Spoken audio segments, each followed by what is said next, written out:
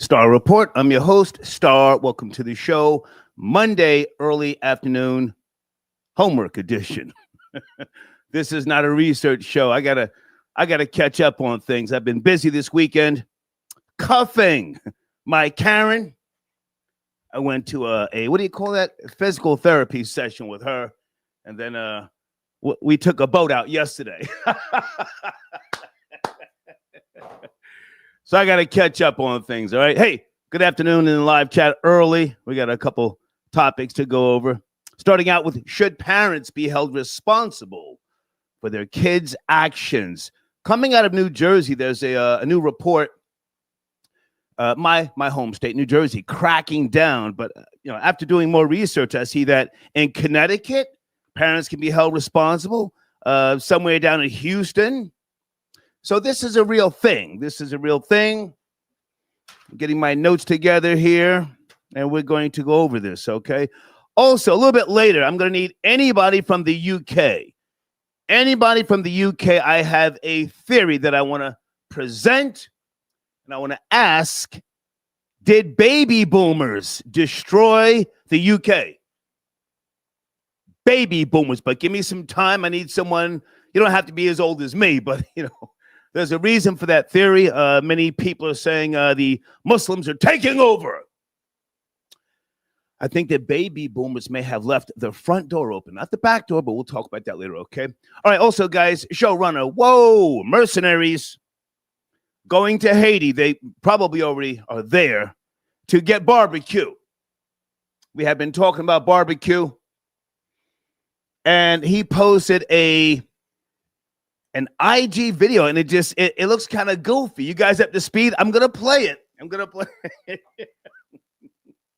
He's dancing to Tupac with some brand new Tim's on, and I think a Dolce & Gabbana sweatshirt. Oh my God. Give me some time, all right? I want to get things lined up and situated. Hold on a second. Where are my notes? Okay.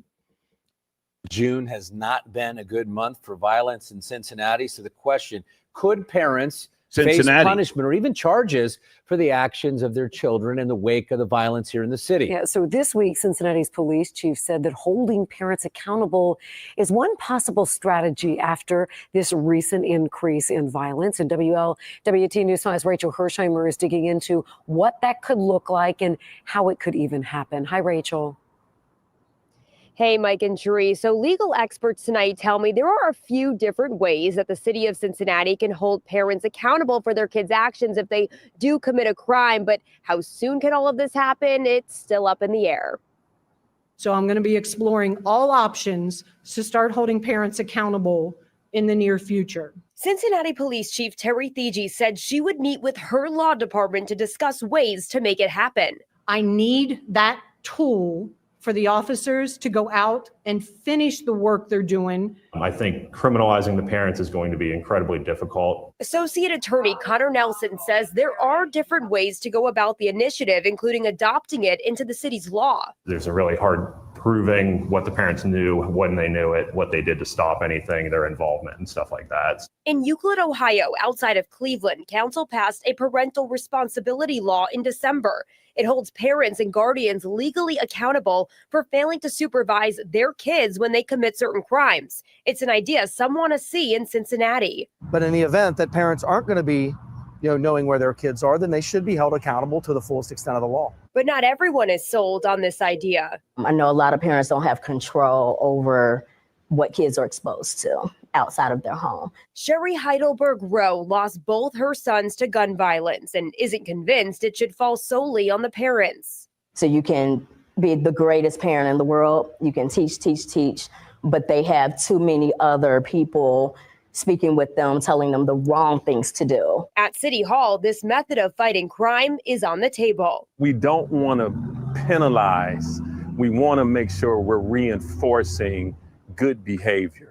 So if that's civil or criminal, that's still something we're trying to work out.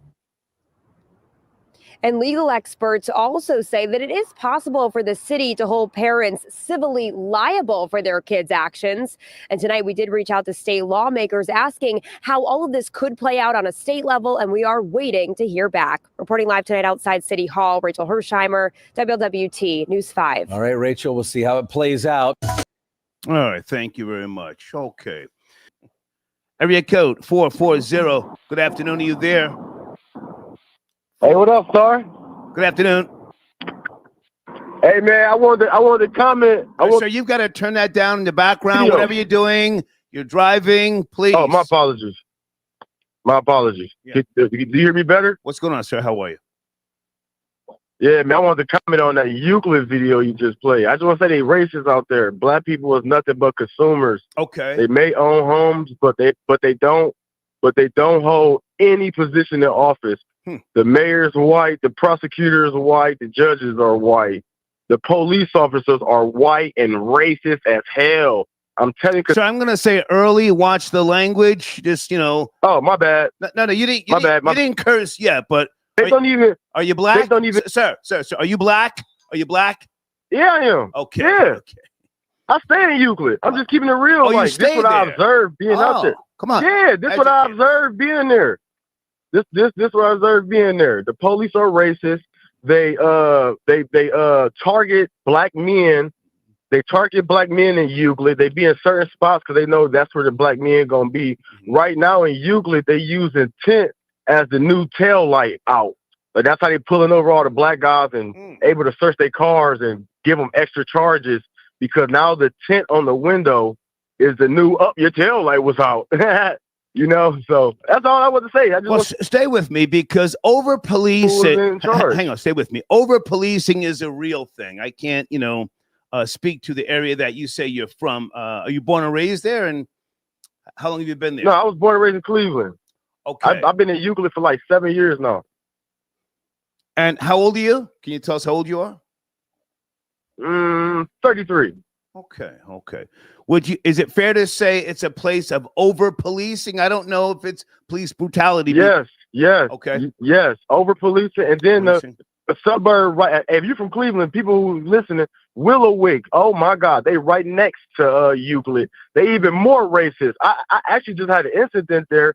And all I'm going to say is the chief of police told me, you don't got to come back to my city. And I was like, dang.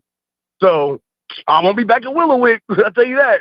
I'm about to move Well, hang on a second. Let's take our time here. Now, do you drive around, keep it real with tinted windows? Yeah. Music blasting? Yeah, I got 5%.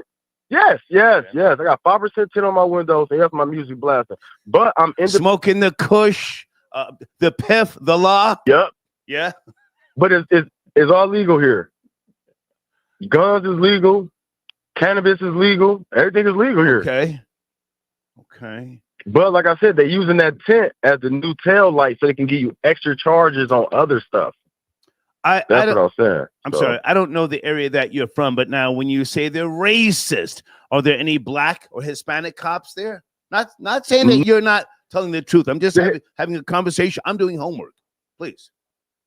The Hispanic cops, man, they be iffy. But Euclid got like one black cop from what I've seen, and they keep him in some area where I never see him at. Because listen, all I'm gonna say is it feels like back in the day when the white dudes on the horses, you feel me, and they roaming around the streets looking. That's how I feel because they always got two white cops in a pickup truck or SUV. I know nothing about white cops on horses busting people upside the head with sticks.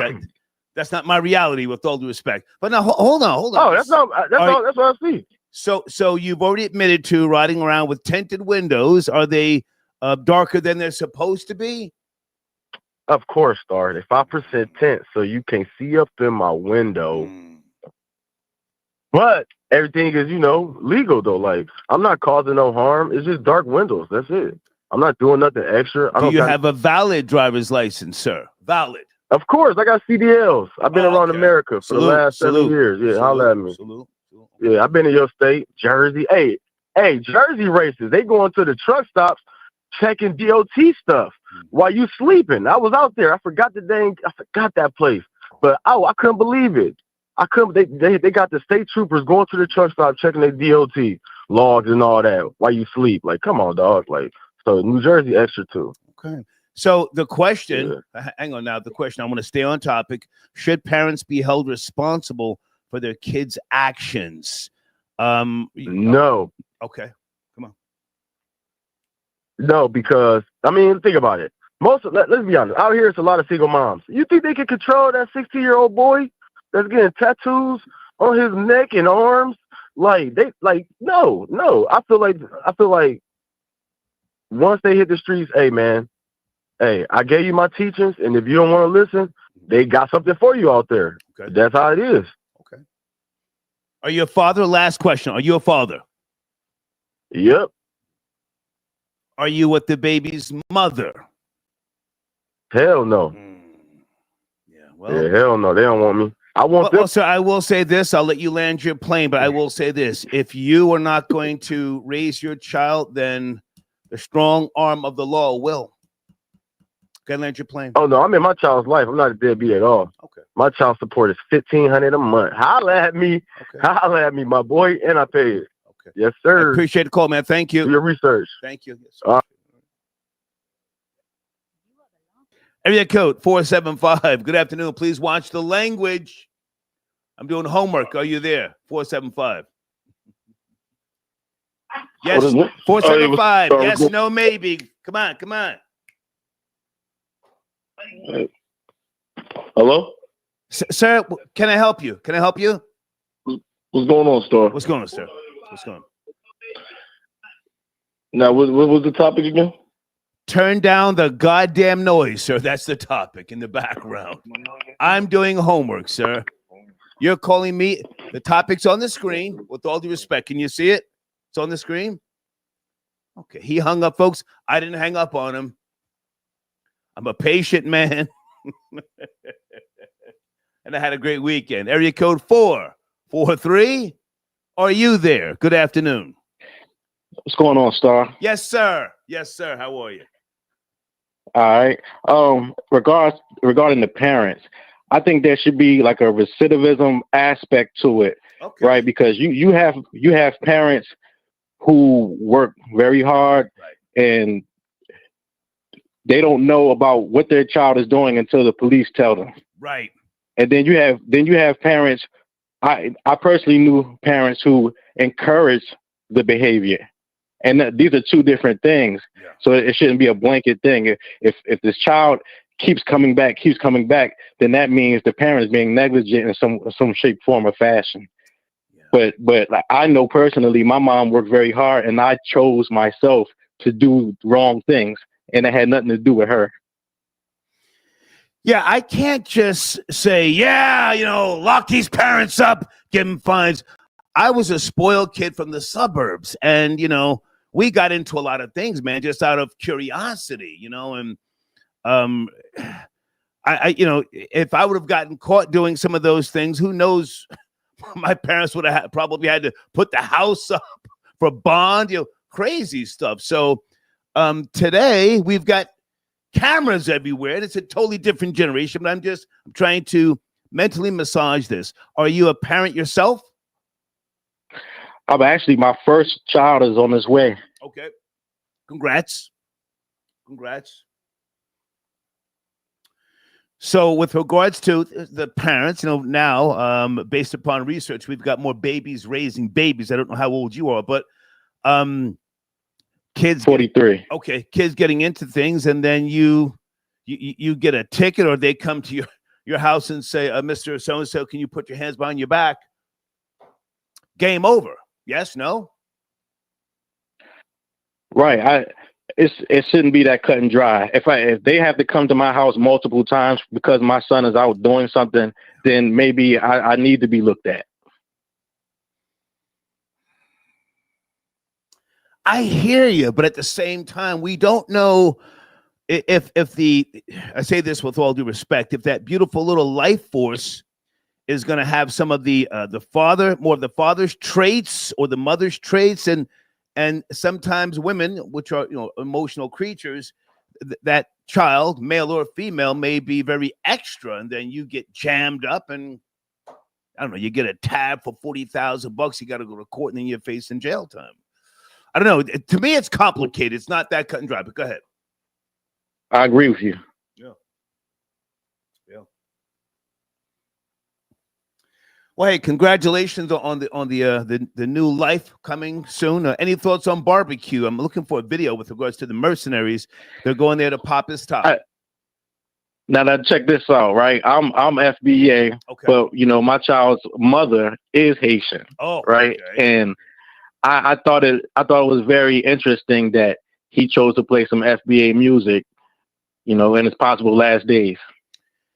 Yeah, clearly not the Haitians from, centuries ago that were more culturally proud. He looks like he was trying to emulate a New York rapper. That was kind of goofy to me. Right. How long before you think they pop his top, realistically?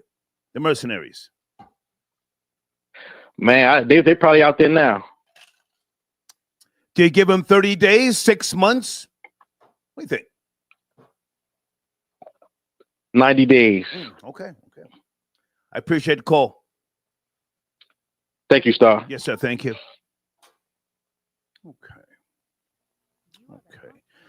Okay. Deeds, how are we doing at the top of the live chat? Did I do everything correct? What a beautiful weekend I had. Oh, my goodness. Does anybody use a heating pad when they sleep? Heaven. A heating pad, and I popped 3 leaves. 3 leaves. So, for the back and pain or something like that. Okay, here we go. Puerto Rico. Oh, wow. No, that's something about Puerto Rico. Hispanic Day Parade in Buffalo. Anybody care? Wow, Puerto Ricans up there deep. Hispanic Day Parade, okay. Thank you, Janelle. I got your donation. Thank you, darling. Yeah, phone lines are open. As long as you guys are on topic, I will take your calls. As long as you're on topic. Okay, thank you, Deeds. Oh, here it is. This is what I was looking for. Thank you so much. Okay, so this came out 2 days ago. These are the mercenaries, Blackwater. Hold on a second. They're going to get this goof. I'm sorry, folks. This nigga's looking real goofy right now. Everybody hold on. This comes by way of first post on YouTube. They're going to get him. Barbecue. In the world of modern mercenaries, one name stands out, Blackwater. If you haven't heard of them before, do know this. They're the most infamous private security company in modern history. The man behind Blackwater is Erik Prince. And now he's at it again. Only this time, the battlefield is not Iraq or Afghanistan, it's Haiti, a country in the Caribbean that is already on the brink. Gangs rule the roads here, the government barely functions, and foreign intervention has a long, messy history. Now, Erik Prince is set to add to the chaos. He's sending 200 fighters to Haiti. The question is why? Why Haiti? And why is Blackwater's ghost showing up in the Caribbean? Tonight, we'll break it down. Haiti is located in the Caribbean, like I said. It's a country on the edge. In 2021, their president was assassinated. Right now, it is under a transitional presidential council. Elections are planned for later this year, but Haiti is sliding into more chaos. Gangs control large parts of the capital. They monitor key roads. There's a UN-backed police mission led by Kenya, but it has not made much progress. A state of emergency is in effect. Haitians are desperate for security, so much so that they ended up inviting a private army with a checkered past. Which brings us to Erik Prince. He's a former US Navy SEAL. In 1997, he founded a company called Blackwater. We'll tell you about it in a bit, but for now, let's focus on Erik Prince's new company. It's called Vectis Global. Now, this company, Vectis Global, has signed a deal with Haiti's government. They will deploy fighters from the US, Europe, and El Salvador to Haiti. To do what? to clear gang-controlled roads and territory and help restore Haiti's border tax collection. It's about bringing back cash flow to a broke government. Sounds simple enough on paper, but in reality, it's a lot more complicated. You see, Erik Prince has a very controversial past. As I just said, he founded Blackwater. The company's headquarters were in North Carolina. The groundwater in the area was quite dark, and that is why they decided to call it Blackwater. Also dark were their dealings. Blackwater took part in some conflicts. Then came the war in Iraq, and that's where it made its mark. In August 2003, Blackwater received its first Iraq contract. It was worth $21 million. Soon, Blackwater was training 40,000 people annually, mostly in Iraq. By 2007, they were doing all of America's dirty work there. They guarded facilities, they protected high-value individuals, they trained the military, and they carried out critical operations. They were also involved in multiple war crimes. There were rapes, murders, incidents of torture, all of which was brushed under the rug. But the Nisour Square massacre sealed their fate. Nisour is a busy square in Baghdad, the capital of Iraq. Blackwater killed 17 people here. The massacre sparked so much outrage that the US could no longer ignore it. Blackwater was officially disbanded and rebranded. In 2009, it became XE Services. In 2011, it became Academy. And then in 2014, it became part of a company called Constellus Holdings. And through all of this, Erik Prince remained active.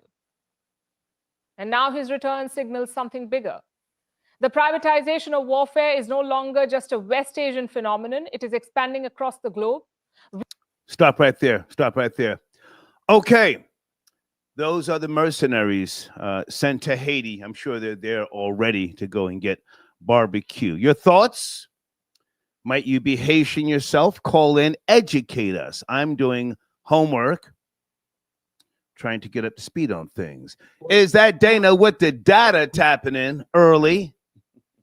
Yeah, hi. Can you hear me? Hey, good to hear from you. What's going on, girl? Yeah, so I saw your topic. Should parents be responsible for their kids that commit crimes? Legally responsible. Legally, yes, legally responsible. Yeah. What's going on? Because it was, I think, New Jersey. New Jersey. Well, one of the townships there passed a law. Right. Then that parents will be prosecuted. And I agree. To some extent, I think parents should legally be held responsible, especially when you have repeat offender children. And if you know as a parent that you are not disciplining or parenting your child, your child doesn't have a curfew, you let your child be on social media all throughout the night, no type of structure. Right. So yes, I do agree. And I wanted to bring a quick example. Come on. Remember the 14-year-old, I think it was a month or two ago in Newark, New Jersey, late at night, him and some other young guys shot a cop, had a machine gun, and he was ended up shooting and killing a police officer.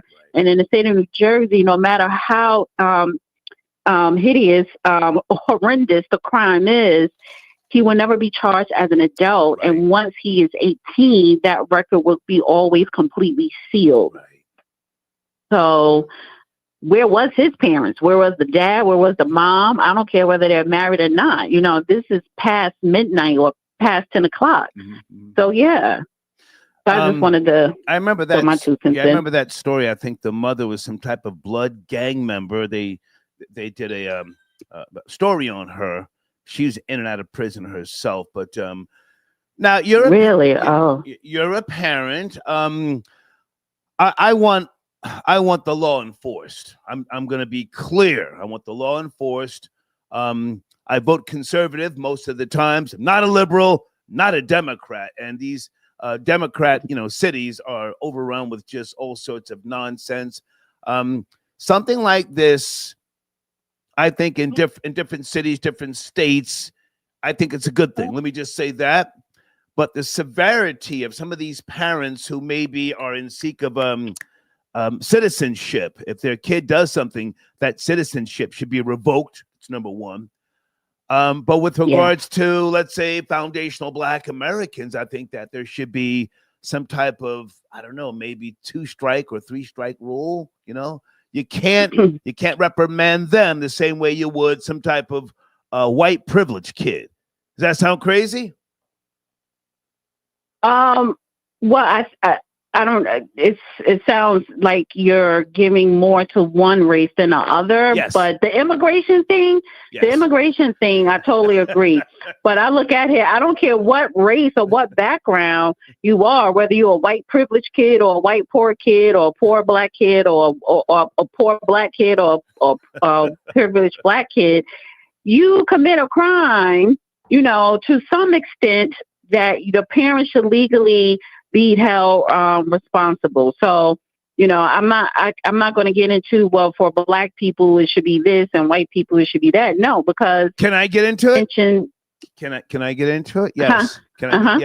Yes. I'm saying for a foundational Black American child, they should get 3 strikes.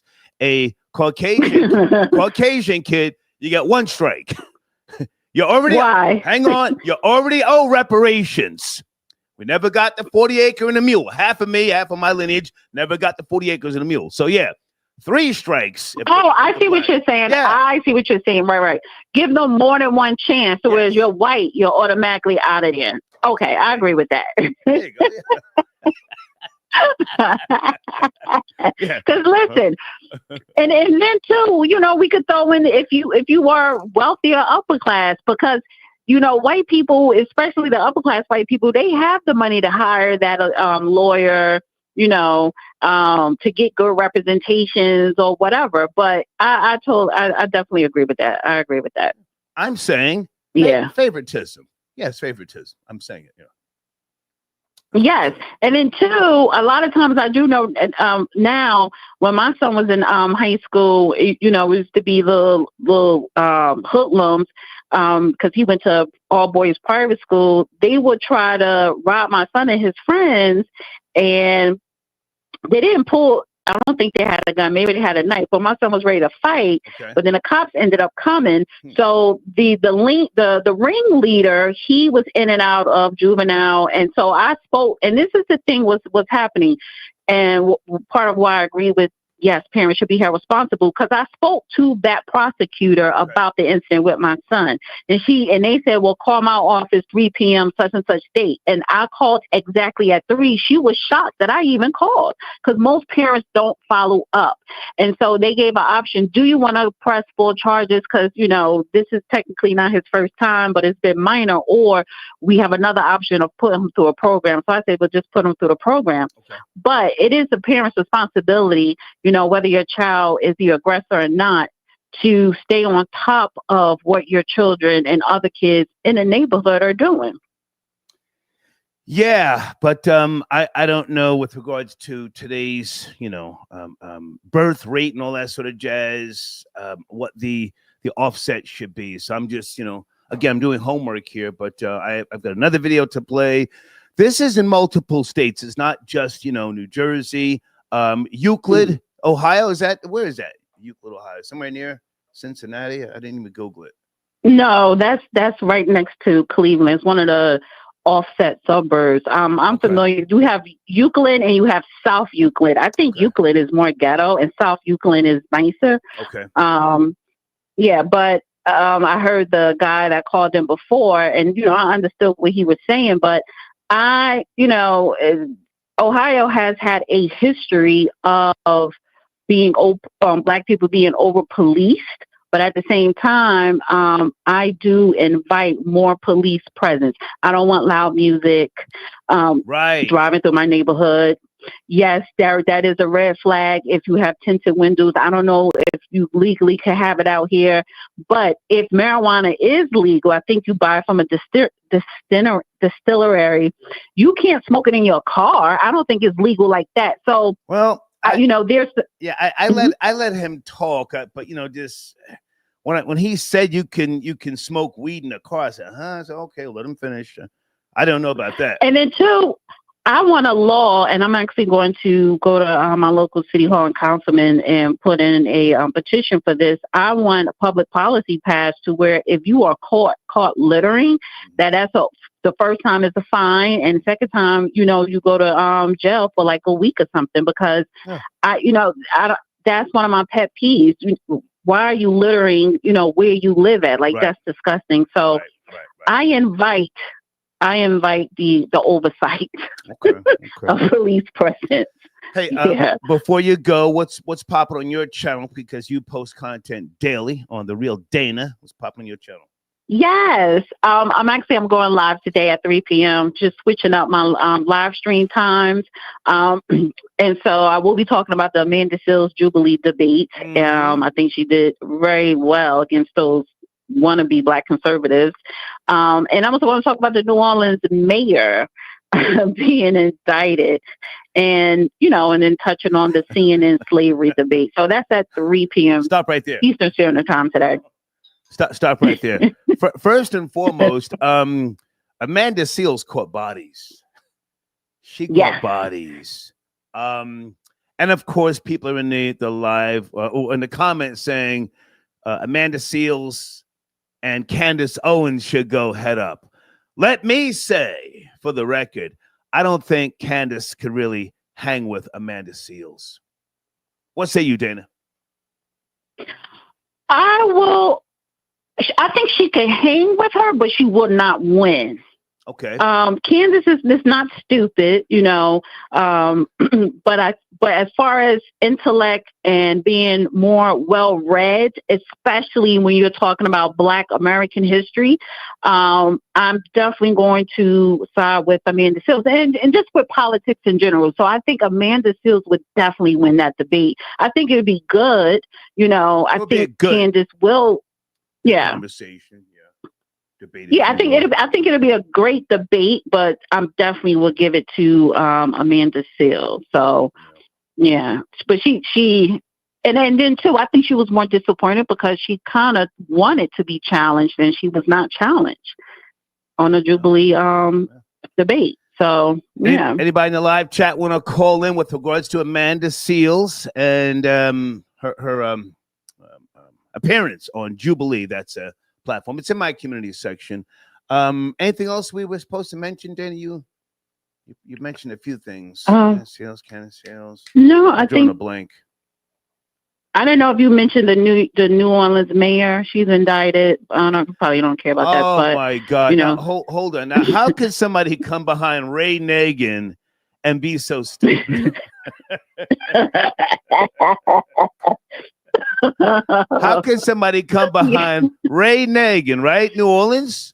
Yes. New Orleans? Yeah. And be so stupid. New Orleans. Can't feel sorry for And I think this in a couple of days, either this week or next week, is the 20th anniversary or something like that of Katrina, or 30th, something like that. I don't know. So yeah, and I don't think that city really repaired itself. Hold on a second. Dana, I keep getting you and Deeds confused. I was sending Deeds a text message, but it's okay if you see it, but don't mention it. Don't mention it. Okay. All right. Yeah, I mean, I guess you think all Black women look alike, which is fine. What are you talking about? I like Deeds. No, listen, both of you guys. You get us confused. No, both you guys helped me with this show, and I know. Yeah, that's okay. I mean, it's okay that you saw what I was sending to her because, we don't tolerate no shit like that. You feel me? So anyway. Yeah, no. Yeah, I was just teasing you because, white people, we always say they think Black people look alike type thing. So all right. That's a little joke. I appreciate Oh, did you mention? Just real quick. I don't know if did you mention Lazinski is met with Trump today back in the White House? In the words of Sweet Brown, ain't nobody got time for that. Well, thank you for having me call in. Thank you, Dana. I appreciate it. Thank you so much. All right, have a good one. Okay. All right, bye. All right. Hold on a second, guys.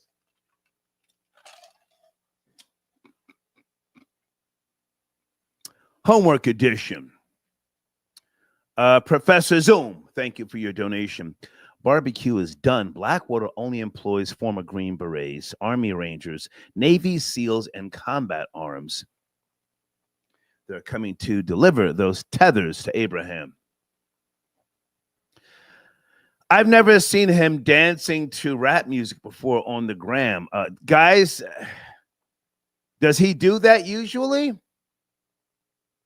That seemed crazy. Number 9, are you calling in? Are you calling in, sir?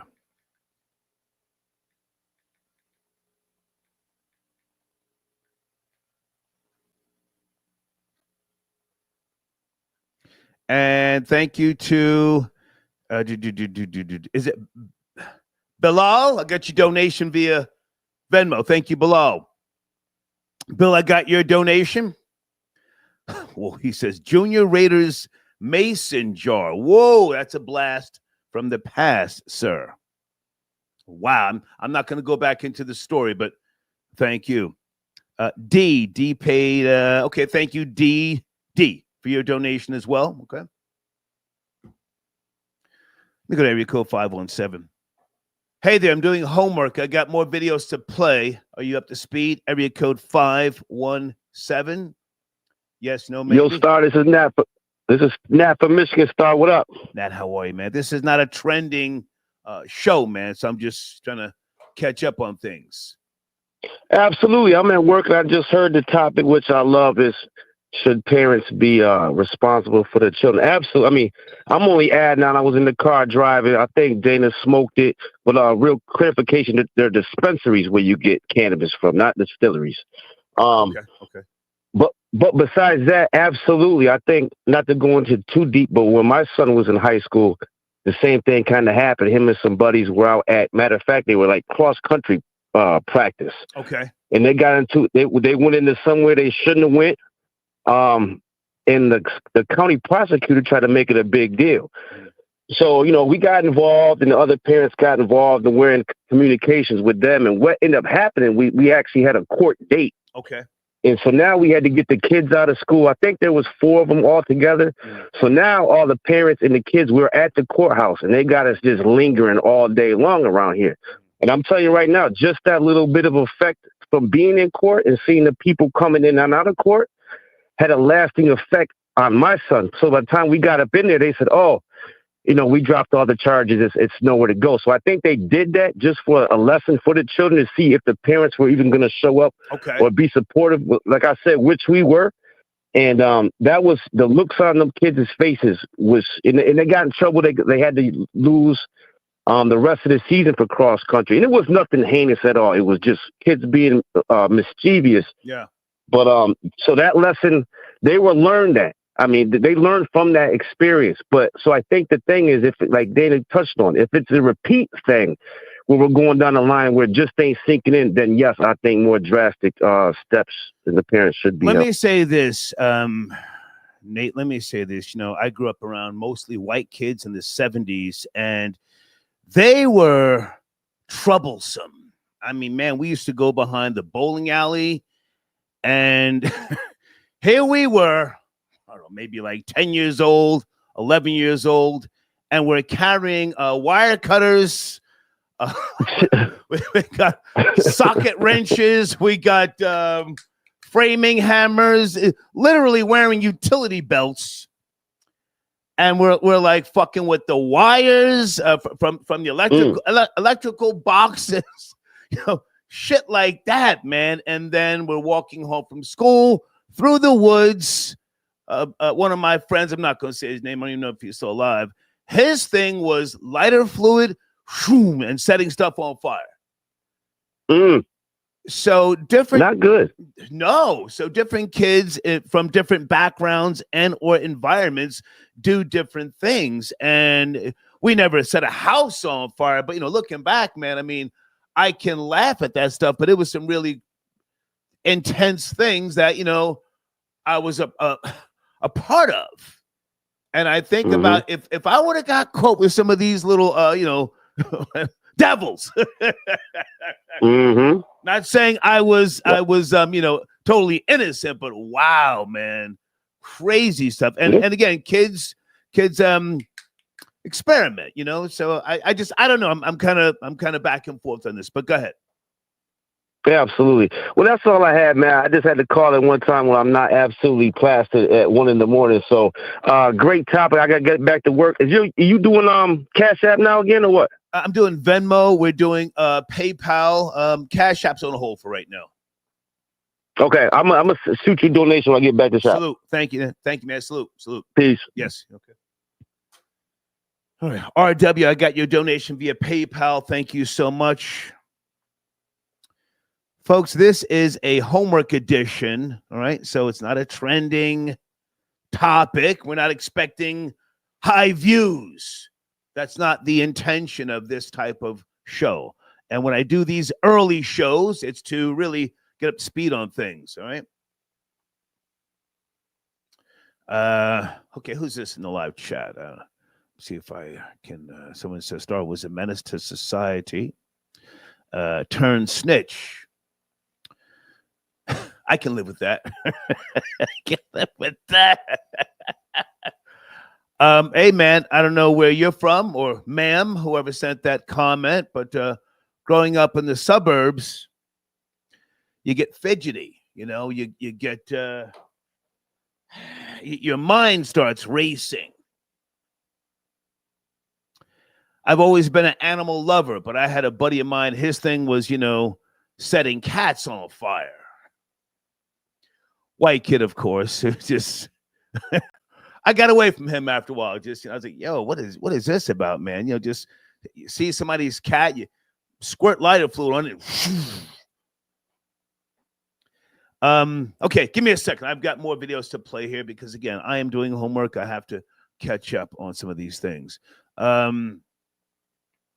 Where is this story from here? Holy smokes. Okay. 5 months ago, out of Orlando, Florida. So we've hit a couple of different states to show you that this is being talked about throughout the nation, not just New Jersey. Orlando, Florida, or as they have called it over the last 5 years, Warlando, for those who pay attention to that stuff. Here we go. Welcome back. In Osceola County, a father and teenage son facing charges in a deadly crash that killed 3 children and their grandmother. This crash happened in 2023. Detectives say Richard Ferguson allegedly allowed his 15-year-old son behind the wheel without a driver's license. The teenager did turn himself in. He is now being held in juvenile custody. And joining us this morning to talk more about it is our good friend, defense attorney Whitney Bone. Great to have you, Whitney. How are you? Good. Thanks for being here. Mm-hmm. So first of all, it's such a sad story, and our prayers go out to this family because it's such a great loss. 3 children and a grandmother all died in this crash. But as far as the responsibility of the father is concerned, I think that's where people are really looking at this story in sort of an interesting light. Right. The father is charged with a crime of the son. Tell us a little bit about what that means. Well, so this is becoming a phenomenon that's happening more and more. You're seeing this in terms of prosecutorial charging decisions being made where parents are being charged for, at best, what I might call questionable parenting decisions. Some might even say, you know, these are just really bad parenting decisions. In this situation, you know, it's interesting because at this point, the father has been arrested pursuant to a warrant that was obtained by law enforcement, but he hasn't been charged by prosecutors yet. So I'm going to be really interested to see what the state attorney's office here in the Ninth Judicial Circuit in Kissimmee does with this, because I don't know, although in no way, shape, or form do I condone anybody letting their kids drive without a license. Like that's a no-no. That definitely, probably, even if I was a prosecutor, I would have something to say about that in terms of charging the father with a crime. I don't know, however, if there's enough here on these facts for them to be able to prove that the father should be criminally responsible for the deaths of these individuals. There has to be some nexus, as we call it in the law, or some causal link between the decision that the father made, the bad parenting decision, and then the deaths occurring. And I'm just not sure that's enough here. So I find that to be really interesting. So would circumstances be different if the dad did not give this child permission to drive and he just took the car could the dad still be charged in that situation? In that situation, I don't think we'd be looking at this. I don't even think the police would have obtained a warrant. What we've got in this situation, Danielle, that makes it a little different, and I think it's kind of like on the line here, even from my perspective, is that the dad moved a car out of the driveway so that this 15-year-old could pull the Impala out that he ultimately got in the crash in and drive away with 3 other friends who were also underage in terms of being unlicensed. None of them had driver's licenses. Again, I'm not sure that I think legally this is enough to make the father responsible for charges of murder. I mean, it's not murder, but it's homicide. It's very serious punishments. The father's facing up to 60 years in prison. I think the takeaway here, and what everybody should take away from this is, even if you trust your kid, you have to be very careful about what you allow your children to do. This is a horrible tragedy, and it just feels like this could have been totally avoidable. If dad just had been like, there's no way I'm letting you drive a car to go anywhere. You're 15 years old and you don't have a license. Stop right there. Stop right there. Most of you are younger than me. You're more in tune with what kids do today. I don't have biological kids. I can speak from experience, but kids do make mistakes. But you can't just excuse them for killing somebody. Killing somebody or killing a couple of people. Taking a car. That's a hard pill to swallow. What say you? Hey, Sharon, I got your donation. Okay. You can call in, Sharon, but just, you said you're at work. I can't do the noise in the background. But the phone lines are open.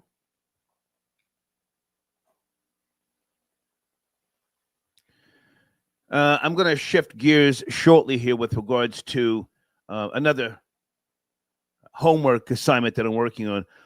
Guys, okay, please, a couple of people keep sending me this link with regards to the trucker that killed people. Yes, we discussed that last week. I do have that in my notes to play at some point today. But we've already addressed that to the fullest. We've already addressed that. The Trump administration cracking down. Illegals who cannot read get tickets. And in this particular case, I think that, deportation should be the first order of business. But hey, I'm combing through it. And Deeds sent me something else here. Okay. Thank you, Deeds. Yeah. I don't know if I want to go back too far. I mean, that was a mass shooter. And she deserved to go down because Jennifer Crumbly, again, she was allowing him to get access to her guns. Is it Michael? I think that's Michael. Michael, I got your donation for the machine. Okay. Thank you, Michael. Number 9 said he's at work, so he can't really call in. Thank you, Deeds. Hold on a second. Okay. I'm going to play that at some point, guys, but let me just focus on this particular topic, as I said. And then I want to get to sleepy stickers. You guys in the live chat ever heard of sleepy stickers?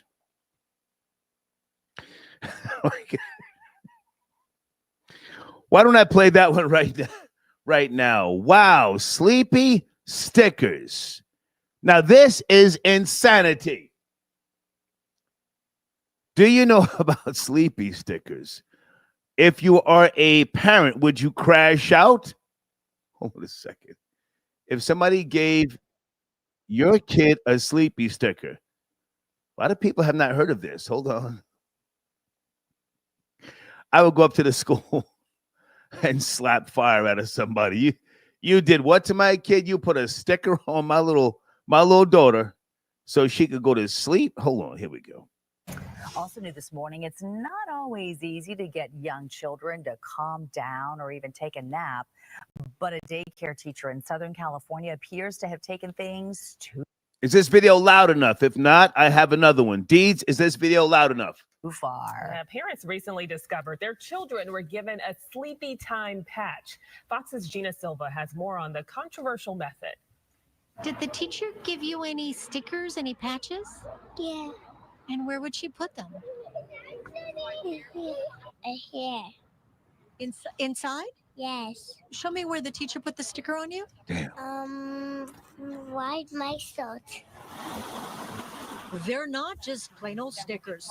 Parents are accusing a teacher at Options for Learning Head Start in South El Monte of placing Zen patches, mood calming. Okay, Deeds says that video is a little low. Thank you, Deeds. I got another one. Hold on. They're putting sleepy stickers on kids, and I don't even know what grade, to make them sleep. Some type of nap time or something. Okay, this one's louder. Hold on. Here we go. This is picking up traction across the nation. Sleepy stickers. This one here is coming out of Texas. Young as 4 and 5 telling their parents they got special stickers at school. One mom shared a photo with us. Turns out it's a patch that releases substances to help people sleep.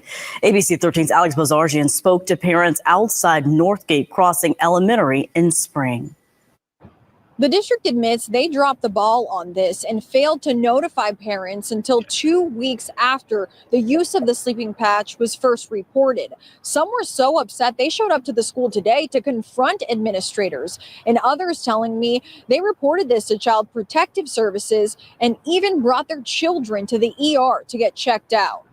It's not out of the ordinary for Lisa Luviano's daughter to come home from school with something to show. On September 24th, it was this sticker with a Starry Night-like design. She said it's a sleeping sticker. And I asked her, where do you get this? She's like, well, my teacher gives it to me for sleeping time. Luviano says her daughter then claimed other classmates get it too.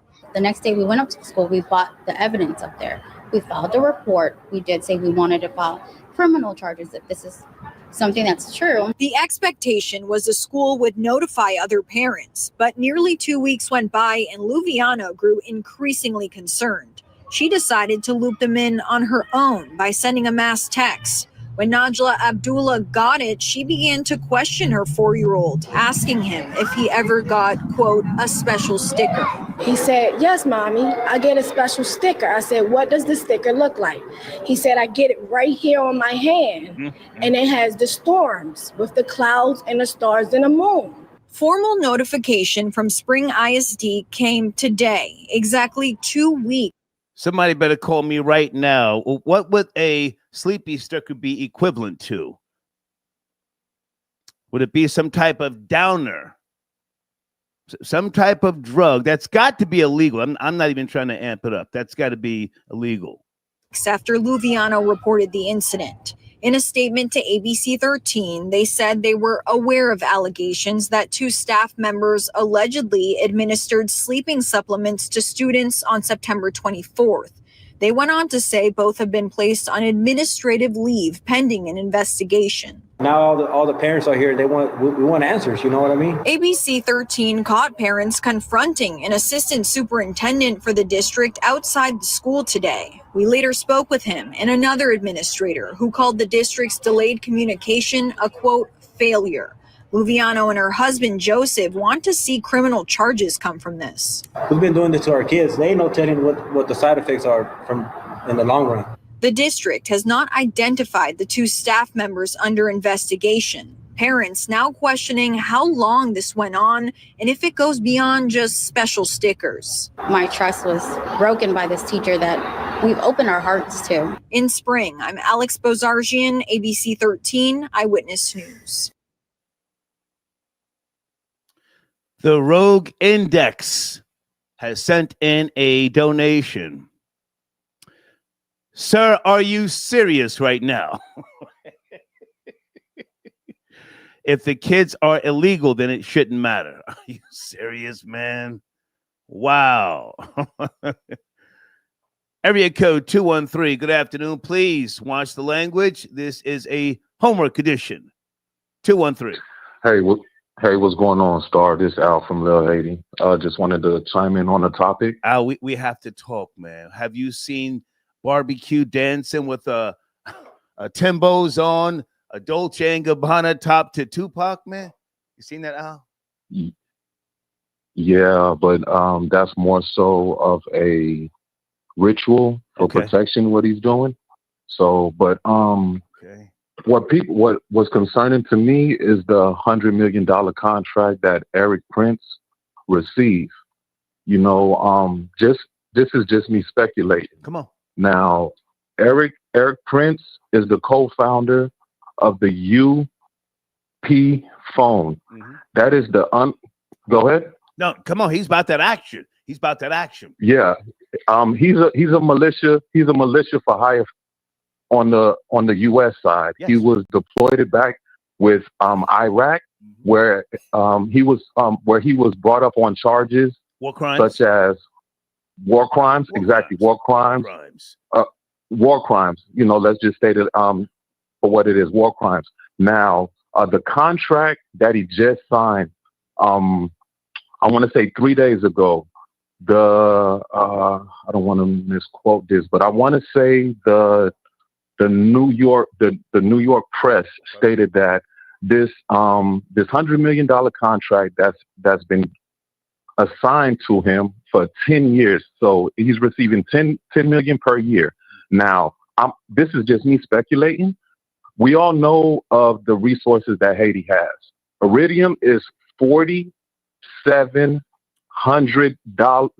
It's $4,700 an ounce. Okay. Let's just let me state that it's more precious and more valuable than gold. Yeah. This guy is the co-founder of the Unplugged phone. Yeah. This is a phone that's untraceable. Is supposed to be ultimately secured from being spied. Right. You can actually detach the battery from the phone, and it has an option where you can turn the phone off. The retail price for this phone is ranging from $1,000 to $2,500. Now, this phone is the key reason why I think he's in Haiti, to exploit the iridium, to expand his network, and his deviant behavior. This Al, can I jump in? This guy, go ahead. You and I have already done a deep dive, with regards to iridium and why, you know, certain mercenaries like this guy would want to go there. So he's there now. I think it's 200 mercenaries he's got with him, 200 or 300. Is Barbecue ready? Is he ready for that? Because, you know, those boys are going in there to do that dirty work. Barbecue's been getting down for his crown. I'm not saying he's no slouch. I'm thrown off by the dancing and the Tims and the Tupac. But maybe that's nothing. Maybe that's just, you know, sign of the times. Is he ready for that smoke? They're coming to get him, and there's a $5 million bounty. $5 million bounty on his head. So it's dead or alive, right? With him. Dead or alive. Yes, and I think they actually lifted. And remember, I think I called a while back and I said that I believe that the bounty will be doubled. And this is what I meant when I said that the bounty would be doubled, because as we know, the bounty is $5 million. If this guy has a 10-year contract for $100 million, that first year will be covered through the execution of Barbecue for $10 million. He's already established a post on the island trying to surround the perimeter where Barbecue is at. He's using drones, and as well as the mercenary group that already have been on the island for months. They just reported it that they've been there for 3 days ago, saying that he just started deploying those peoples on the island. No, they've been on that island because, for the simple fact that the Haitian National Police couldn't do nothing with the united forces that Barbecue have brought together, so they had to call a private group. Now, this guy is Can I jump in, Al? Contractor. Go ahead. You know, they may let him run around for another 6 months to to up the price and say, well, we can't catch him, but if you put another 5 million on top of the 5. Exactly. You put another 10 on top of the 5. Another 10. We can guarantee then we'll really go get him. we can he's up in the hills. We can't get to him. But if you put another 10 on top of that, we'll really pop his top. So are we looking at some type of cat and mouse game? I've never been to Haiti. I don't know, sir. Take it from there. I don't believe that it's a cat and mouse game. I believe this is strictly a ploy to get the resources, but covering it up with, distractions. But I wanted to speak on the sleepy patch melatonin. Oh, my goodness. Being administered to the youth. Come on. Yeah, this is concerning because study shows that if it's not properly administered, it can damage the liver and the kidney. Now we all know that melatonin is supposed to cause you to go to sleep, cause drowsiness. But if it's too much that's administered for a long period of time, which I'm pretty sure that's what's being done at these daycares to have a control on these kids. And it's easier to watch a sleeping child than it is watching a child that's high strung. From me just watching my nieces and nephew. But this sleepy patch is concerning for the simple reason that they can't administer exactly the dosage amount that's going into these children at a young age. Yeah. Al, can you hold on 1 second? Troll General. No, Michael Jackson was not giving out sleepy stickers. Allegedly, kids were sipping Jesus juice with Michael Jackson. Can anybody confirm or deny?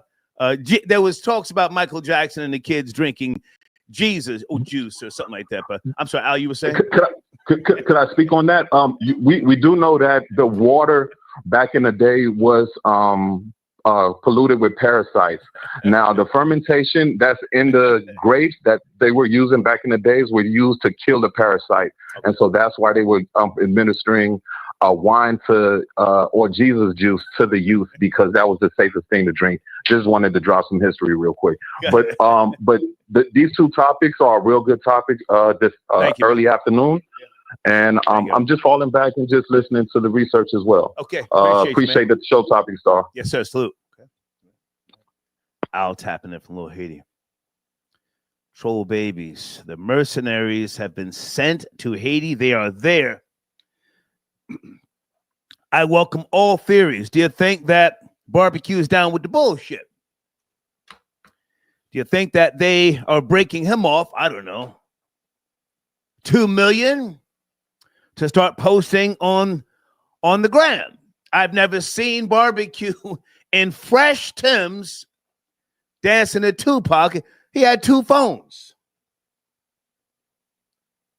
Where's he getting service from? Where's he getting service from? Is barbecue down with the bullshit? Shouldn't they be able to detect where he's at by bouncing off of a cell tower? It says Starlink. Okay, well, listen, all that shit is detectable. All that shit's detectable. Area code 231. Please watch the language. I'm doing a little homework here. Are you there? 2, 3. Hey, Star, what's up? How you doing? Yes, sir. How are you? Hey, I just wanted to ask more information about Blackwater and Erik Prince. So, please. Erik Prince is the brother of, I don't know if you remember him, the former Secretary of Education from Trump's first administration, Helen DeVos. Okay. They're brother and sister. They're the Prince family is one of the richest family in Michigan, in Holland. They come out of Holland, Michigan. Okay. So I think in the past, I think Trump. So basically, Blackwater is kind of like another military branch of the government. They're mercenaries, but they've been doing so many contracts for the U.S. government for so long. You know what I mean? Right. But it kind of speaks to that. Like they come in and do the dirty work for the government, the type of work that I would think like the UN or other nations be like, hey, this is inhumane for you to come in and do things like that. That's the type of work that Blackwater does, you know. Well, stay with me, sir, because we have been discussing this over the weeks. I'm sure you've been a part of that conversation. The iridium that is there, I've been fascinated by that for years because I'm a science fiction guy, so I know what they can use that for with regards to the space shuttles. That's what they use that stuff for. So they've sent this guy in there, a trained killer. Mm-hmm. And what are your thoughts with regards to any type of timeline, or whether Barbecue and his team can really go head up with them? What are your thoughts? They can't, because this like I said, this team they usually send the Blackwater in with unlimited. They got unlimited resources. They got all the resources in the world, so they're going to use any tactic they need to get what the U.S. wants to get. Okay. You know, and that's like I said, they're gonna probably do torture tactics, all type of things. That when it comes down to it, because like the U.S. can be like, hey, this is a mercenary group. You know, this is not really our U.S. government. So that kind of they cannot kind of escape responsibility in a certain sense. But yeah, I think it's stay with me. Stay with me. Stay with me. Once they send Blackwater in, it's over for you. Stay with me now. Pam Bondi did a press conference and put $5 million on Barbecue's head. So I think there's a direct link, sir, between the Trump administration and Blackwater. Oh yeah, direct link. But that's why I brought up that's why I brought up Betsy DeVos. It's not Helen DeVos, it's Betsy DeVos. Right. That's why I brought up Betsy DeVos, because Trump already knows where to get these mercenaries from. Like he knows his family already. He probably good friends with Erik Prince already. So he knows who's the hires, who he knows who's to send in to get the job done. Will they get Barbecue alive? What are your thoughts on that? No, heck no. They're not. Nah. No. What do they need him alive for? They just need him out the way. They don't need him alive. No. I mean, will Barbecue fight until the death, or will he surrender? That's what I mean. Will he?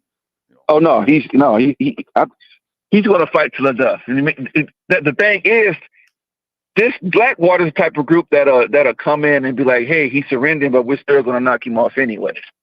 You know, that's the type of. I would kill him if I were down with. If I were down with Blackwater, I'd say no, we're not negotiating anything. We're here to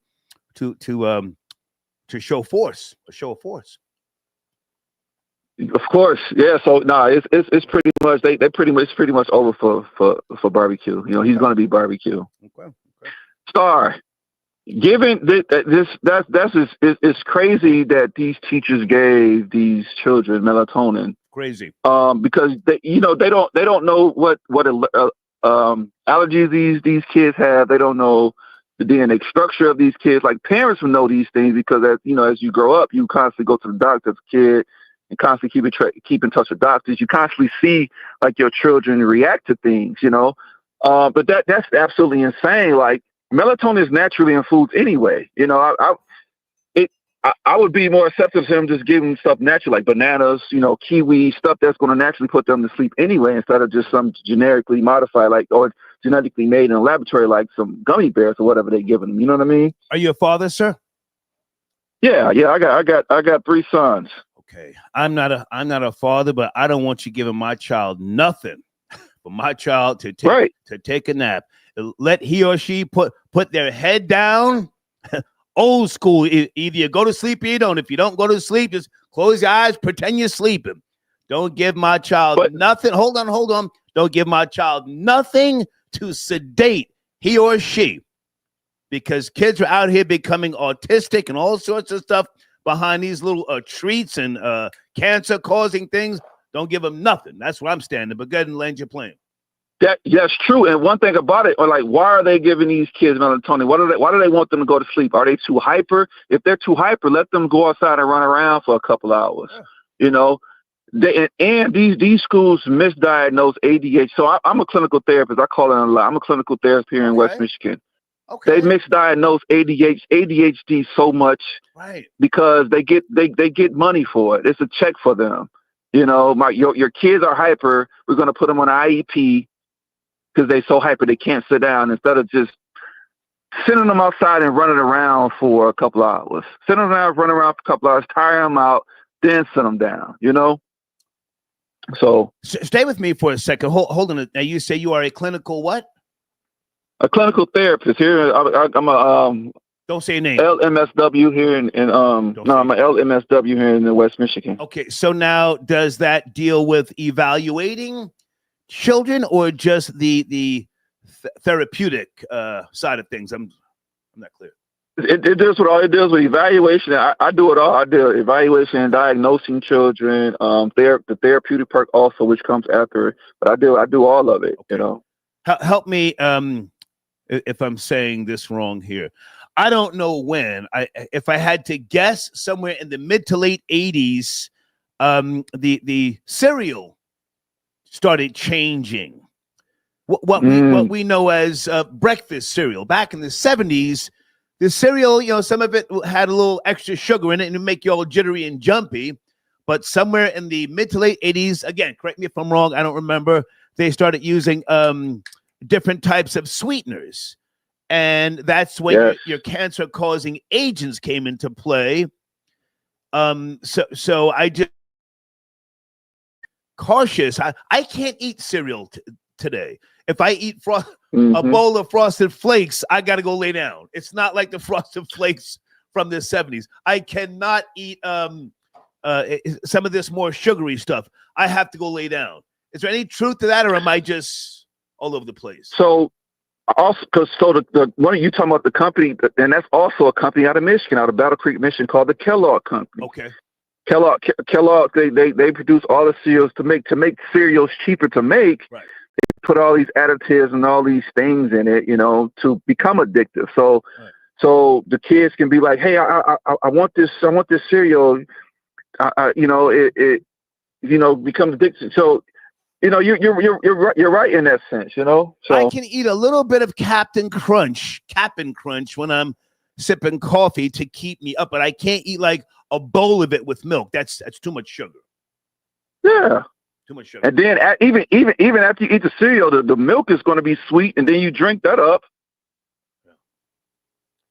I don't eat it with milk. If I buy the little Cap'n Crunches, the little ones, you know, like they have in the supermarket, and I just pop a couple of those with some coffee.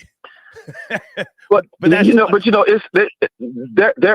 lot of studies that need to be done that hasn't been done about the effects of the cereal. And but you know, Kellogg, they probably paying these politicians to keep these studies down, to keep the noise down for what's really causing autism, to what's really causing ADHD, to what really making all these children hyper and not being able to focus in school, you know. If we really want to get down and deep and think about it, you know, it's the lobbyists saying, hey, let's keep this quiet. You know, we got this study that says these cereals is making kids hyper, are making kids they not be able to sit down, but let's keep it quiet. I'm gonna give you another 50,000 so you can keep it quiet. So before you go, because this is your area of expertise, I've got another video I'm going to play here with regards to these preschoolers and sleepy stickers. This has got to be against the law. I'm just now hearing about this about a month or so ago. Has this come across your desk yet, or anything with regards to evaluating kids' sleepy stickers? So I imagine. I think only way the schools can actually give your children anything if you sign a form that's saying, hey, you can give my kids anything. But other than that, I think it is against the law to give your kids anything, because I honestly think you can't, like, schools can't give your kids aspirin, or they have to have permission to do all these things. So I think it is against the law for them to give them any type of medication or any type of supplements, you know, to aid into their behavior. So okay. I appreciate the call. All right, Star. Yes, sir. Thank you. Who's that in the live chat? Is it Masters Shiz One? Making you feel like a girl crying and complaining.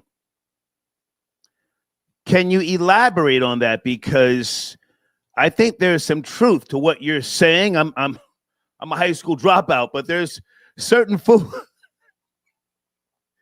There's certain foods now, if you ask me, because of the sugar substitutes, if you will, and the preservatives.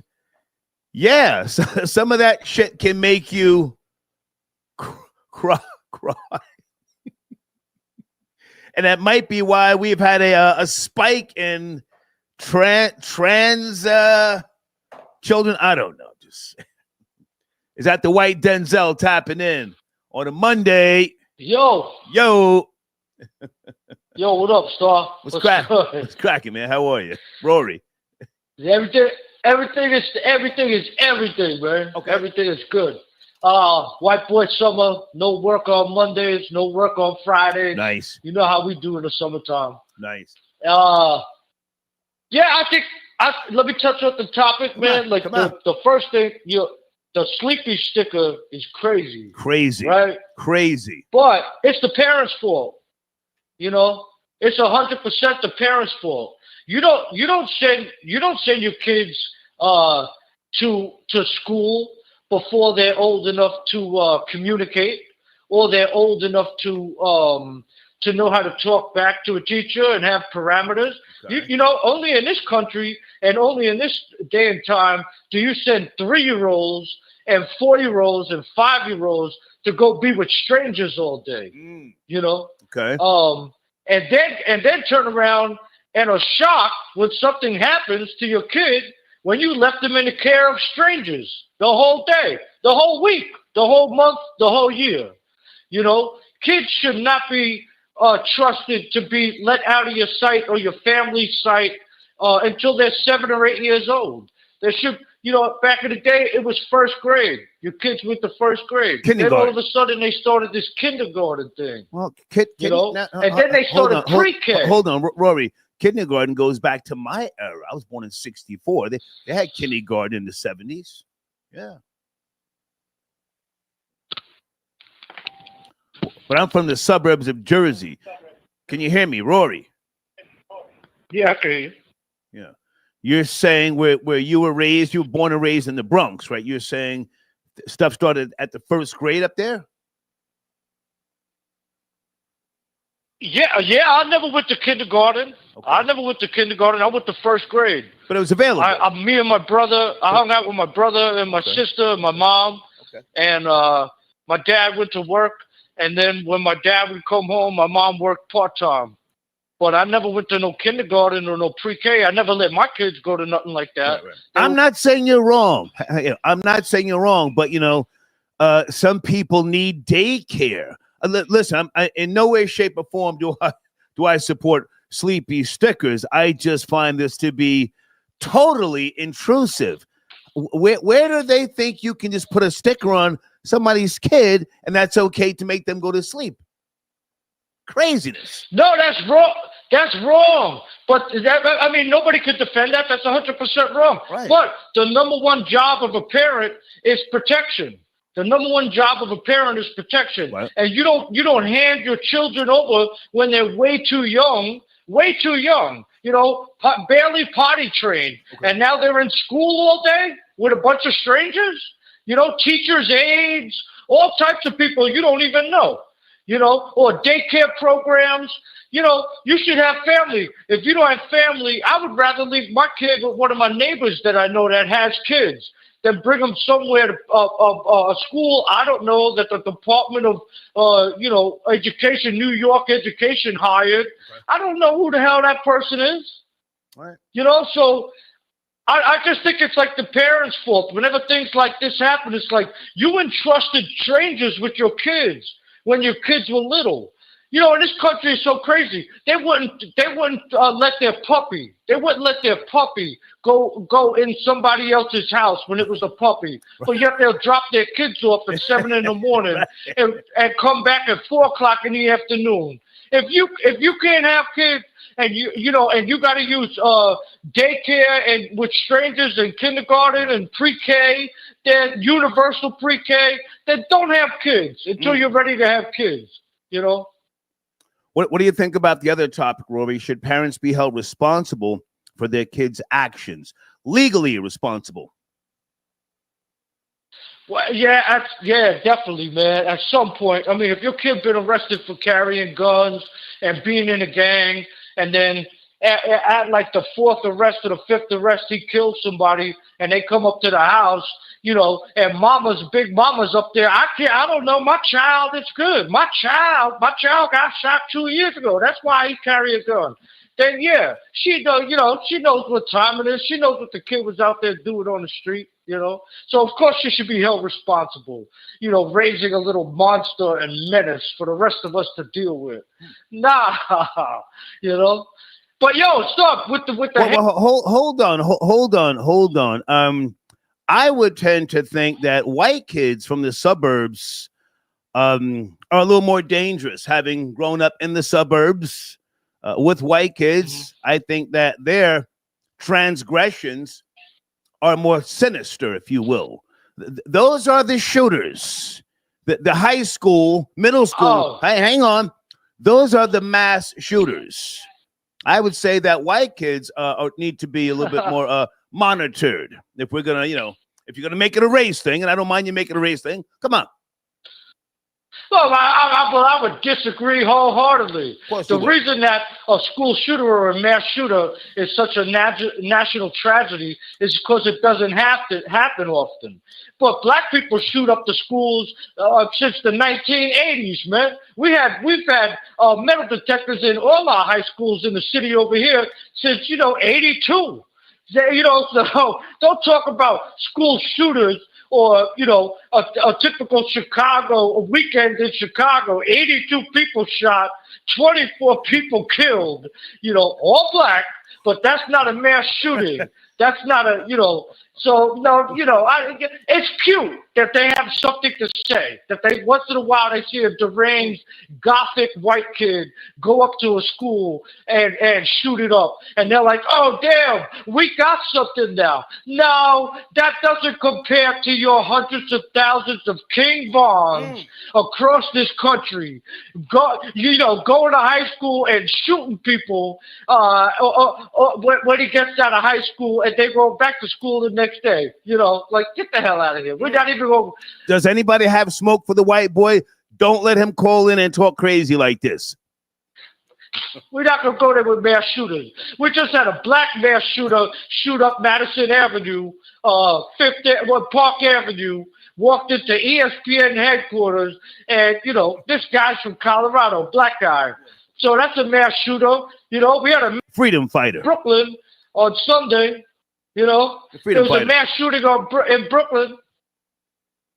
Are you talking about recently on Franklin Avenue? Recently on Franklin Avenue? Yeah. The Bloods on Franklin Avenue. I thought they got the popping. I thought that young. I thought that was a hookah spot, and it was over something to do with overcrowding. Yes, no? Yeah, it was a hookah spot filled with, you know, the neighborhood's finest, old and young. They got shot, ranging from 65 years old to, 19 years old. Yeah. So all right. It was a community thing. It was a community thing. All right. What else is going on? You want to address anything else? I'm doing homework here. I'm just, hitting on a couple of topics. Yeah, just real quick. Yo, with Haiti, you know, I really think they should make a peace deal with barbecue. They should the mercenaries and the powers that be behind them should make a peace deal with barbecue. Barbecue should be the de facto prime minister of Haiti. Keep his people in check. I think that we should take all the resources that are there. Rory, listen to me. The guy who's gone in there, Erik Prince and Blackwater, they're not going to bargain with barbecue. They're not going to talk about, let's sit down and work this out. They're going to kill him. You know that guy's background, Erik Prince? Yes, a little bit, but I also know Barbecue was a police officer, a heavy-handed police officer. That's the only thing those people, those Haitians, respect and understand. Okay. And you need a guy like him to keep those people in check. These are not like modernized, rational people. No matter what happens, if white people don't get involved in Haiti, it's just going to descend into starvation. They can't help themselves. They could never get it right. They just could never get it right. I mean, look, they have Dominican Republic on one side of the island, and that's the lowest of the low when it comes to Latinos. I mean, those people are complete, like an utter trash. And if they're twice as good or three times as good as you, then you got problems you ain't never going to solve. You know what I mean? So I really believe that Barbecue would make a really good de facto prime minister of Haiti. He would keep all of them in check. They're controlling their own destiny. You know, like this is the guy. They shouldn't just put some polished up, well-spoken Haitian in a suit up there to pretend. Listen, I got to get back to my homework, man. Good to talk to you. You all right? Otherwise? All right, Star. All right, salute. White boy Rory tapping in. Erik, you got your donation. Okay. Erik ain't with the bullshit. This potato eater is insane. Get him off the line. I appreciate your donation, sir. Guys, hold on, because I want to make sure that we cover all ground with my main topic. Should parents be held responsible for their kids' actions? Or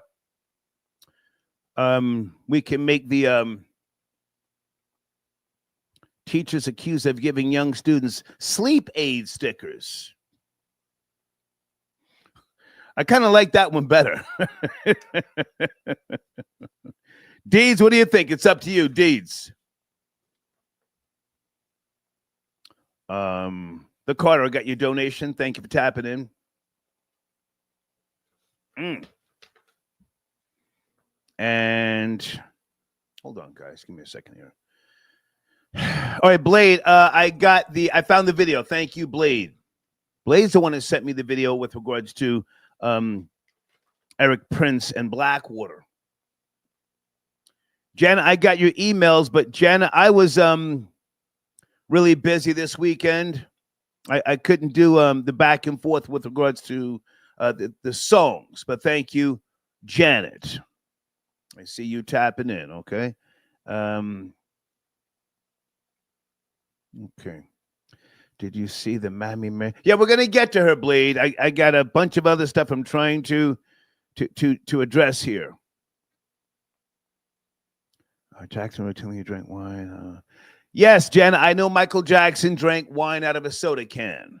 He called it Jesus juice. I don't know if he ever gave kids Jesus juice. I was just joking around. I don't want no legal smoke.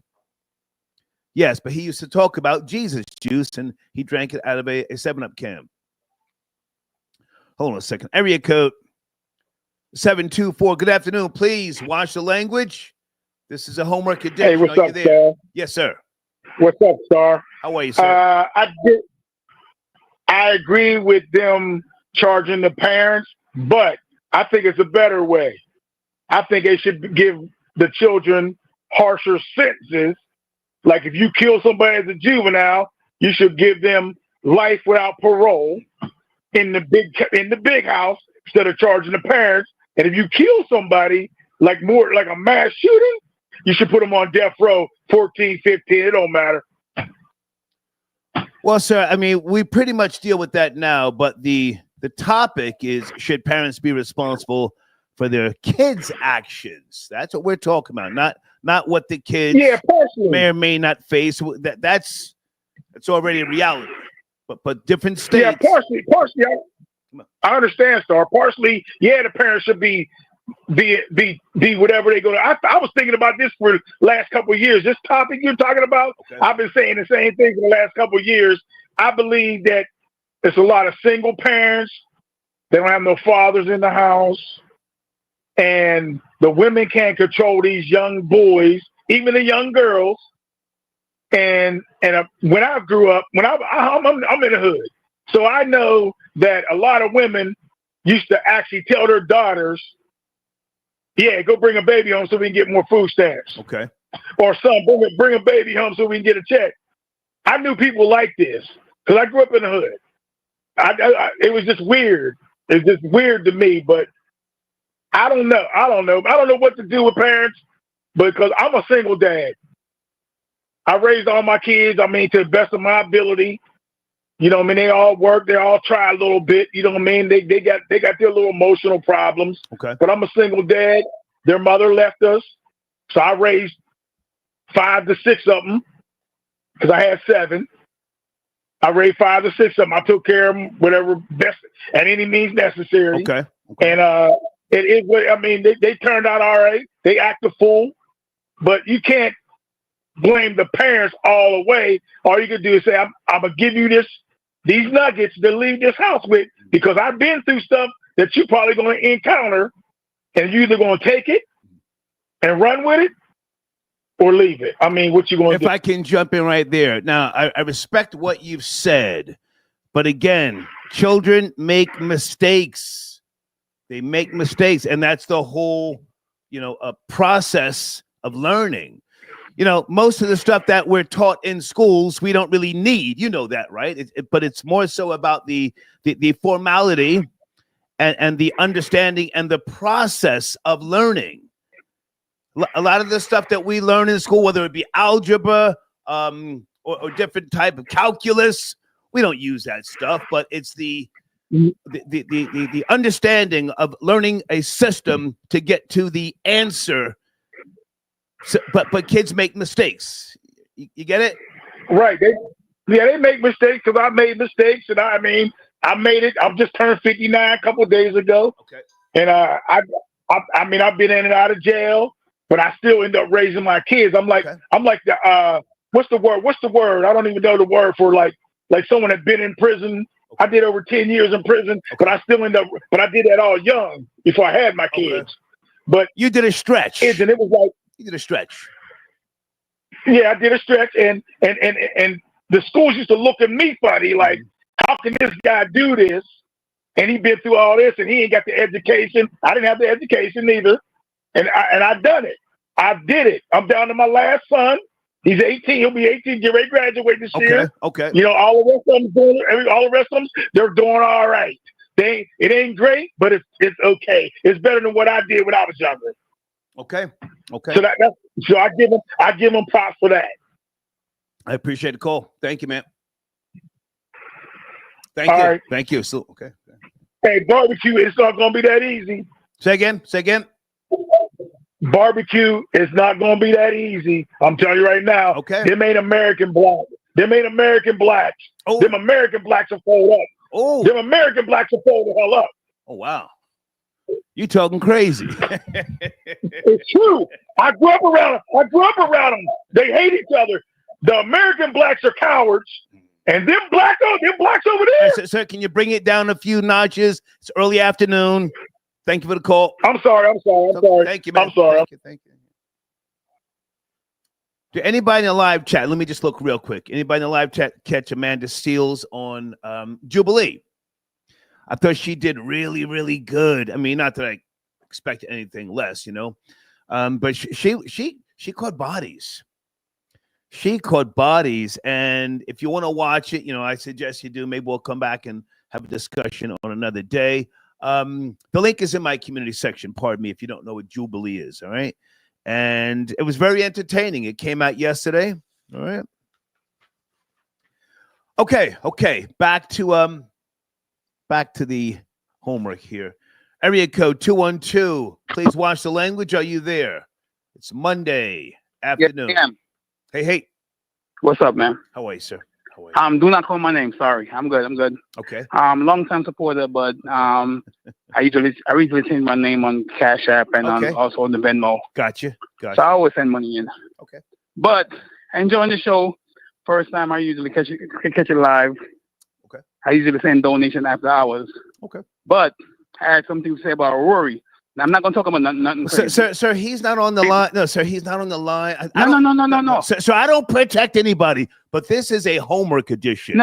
No. We do all that. No. Night. What I'm saying is, sir, you're not listening. You're not listening. I'm doing homework. You guys can address each other at night.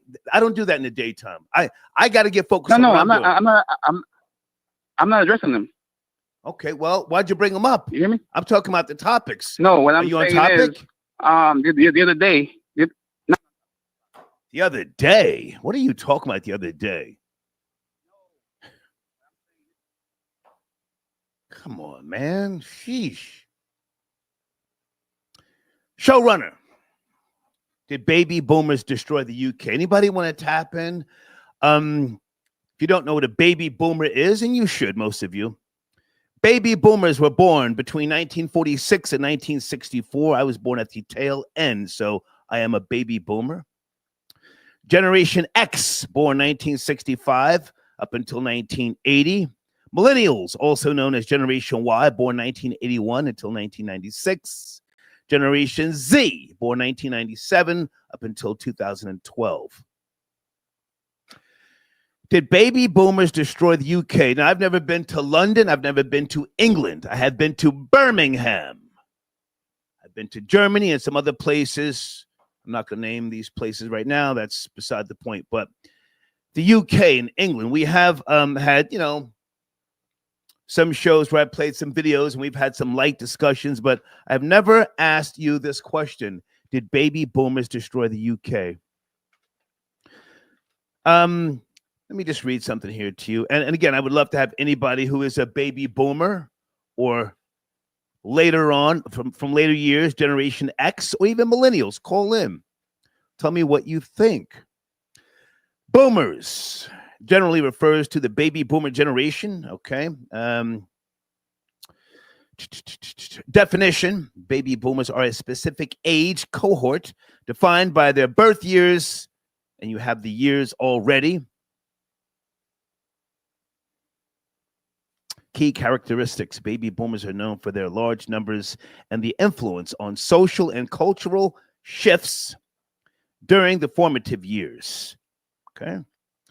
Particularly in the 60s and 70s, they experienced and shaped events like the Civil Rights Movement, the Vietnam War, and the rise of rock and roll. Now, that's where I want to focus right there, the rise of rock and roll. The greatest power is influence.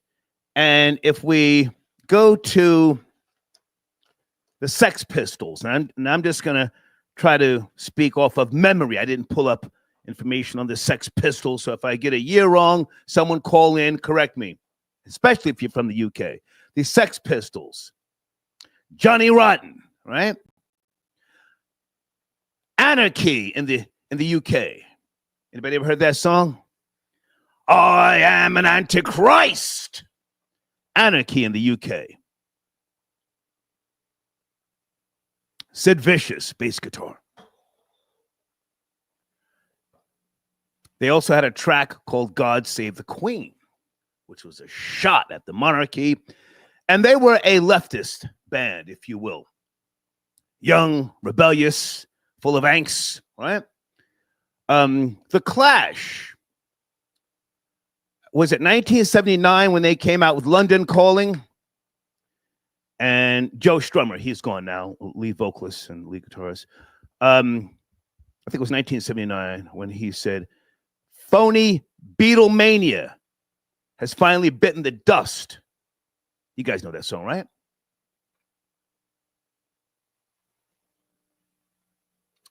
London Calling. It's a monster influential track. So you got the Sex Pistols, Clash, and then one of my favorite bands, the Smiths. Johnny Marr on guitar, Morrissey on lead vocals. Was it their third album? The Queen is Dead. The Queen is Dead. So my theory with regards to did baby boomers destroy the UK? They were such a leftist movement. So against the monarchy and the establishment, all this sort of jazz. And they were very influential. Years later, Johnny Rotten would walk back everything he said about the Queen and the the monarchy. He walked it back. I have a lot of respect for the Queen. Morrissey, I saw him talking about how he was really just appalled at the new London and all of the Muslims. Well, you had a studio album called The Queen is Dead.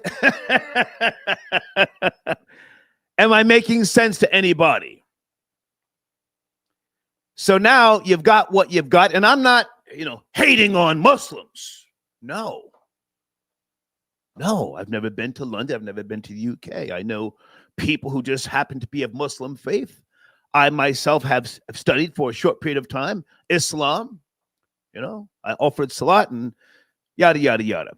Anyway, my point is, did the baby boomers destroy the UK with their rise in power? The baby boomers, pretty much the most wealth-driven generation. Much more wealth-driven than the silent generation from 1928 to 1945. Much more dominant in terms of power and positioning in the government than Generation X. Did the baby boomers destroy the UK? I've got a video that I may or may not play, but I just wanted to ask that question because, people seem to be so upset, so bothered by the Muslims and the Arabs and what's going on. Well, did the baby boomers let them in when they got into positions of power? Let me look in the live chat real quick.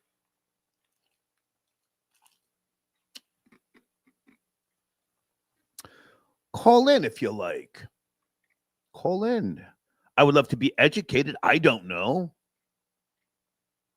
Someone says I put work in for the civil rights movement. Okay. Someone is saying guns destroy the UK. How so? Because the bobbies, I don't know if they still call them the peelers after Sir Robert Peel, right? That's where the bobbies come from. They have access to guns in their in the stations and in the glove boxes, but they don't carry guns. So what do you mean by guns?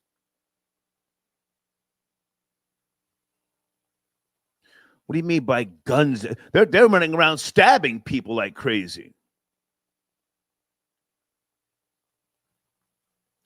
I would love to know. Someone says Generation X didn't care about money. We cared about fun. Okay.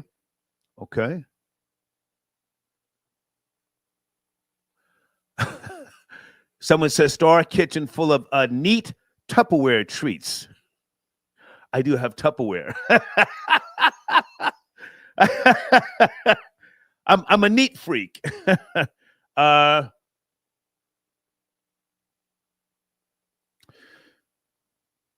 I would love to hear from this person. Sir, can you call in? It's a lot more complex than that. Yes, you're right. I'm just giving you my theory with regards to the baby boomers, again, who were influential. Now, don't get it twisted. I love the second British wave of bands that came over here to America.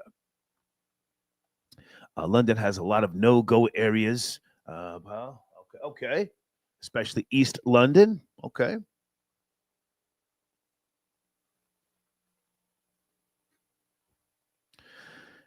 If no one cares, I will keep it pushing. But I was just thinking about that. Kid, I got your donation. Kid says, the baby boomers are the only generation that inherited a country with cheap houses.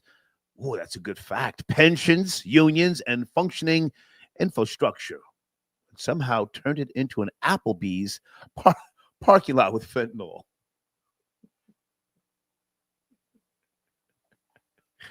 Now we're getting somewhere. Anybody from the UK want to call in? Did baby boomers destroy the UK? I'm looking at some of these, well, as many of us do, these videos about the Muslims. Oh, and they're in there heavy, deep. They're deep. But how did it happen?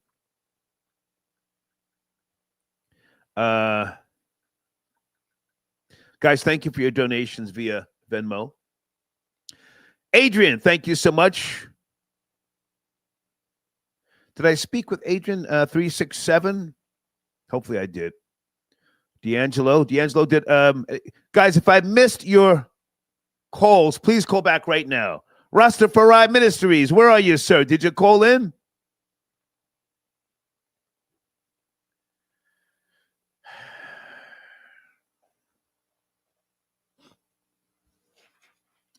Well, here's a good point, but I don't know if this is true or not. It all started going down the shitter when they stopped teaching cursive in schools. You know, that makes sense to me, but some people will say, oh, you're crazy.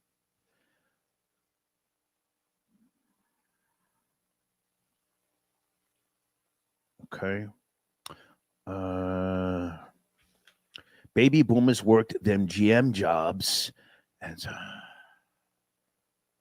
okay, were you trying to say sold off their kids' future? You said EFF. I'm confused. Guys, thank you for your Venmo donations. Let me put my email address back on the screen if you want to call in. I really want to have this conversation, but if nobody's interested, we will keep it pushing.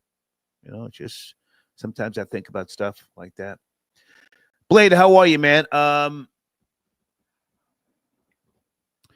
Yeah, well, if I go past 4 hours or 5 hours, then we will address Umar Johnson. I can't focus on him today. Yeah. You know, there's going to be a bunch of people talking about buying his school, and if one of them does, then I'll readdress Dr. Umar Johnson.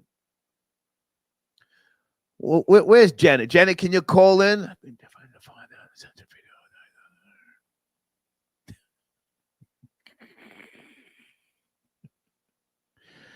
Well, here's something that I want to play just for the hell of it. What time is it? Okay, it's early afternoon. This person is saying that. Okay. Thank you, Deeds. Let me play the video or two that I've been talking about with regards to my theory. And I just printed something out here with regards to baby boomers. Give me a second, guys. Cursor. There's got to be a reason for it. You can't just blame.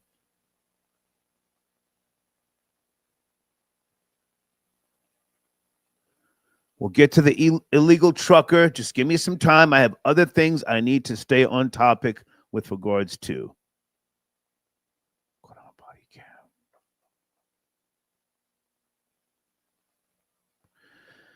Area code 212, can you hang on? You'll be my first caller. When I come back, I have to find my notes. Area code 212.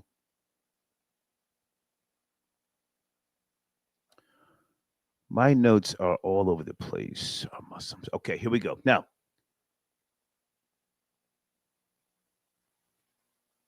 let me play this one first.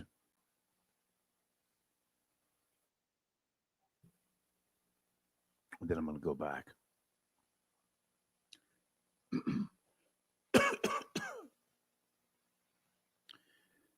Pay attention. Windsor Castle, once the symbol of British royalty and heritage, now echoes with Ramadan prayer.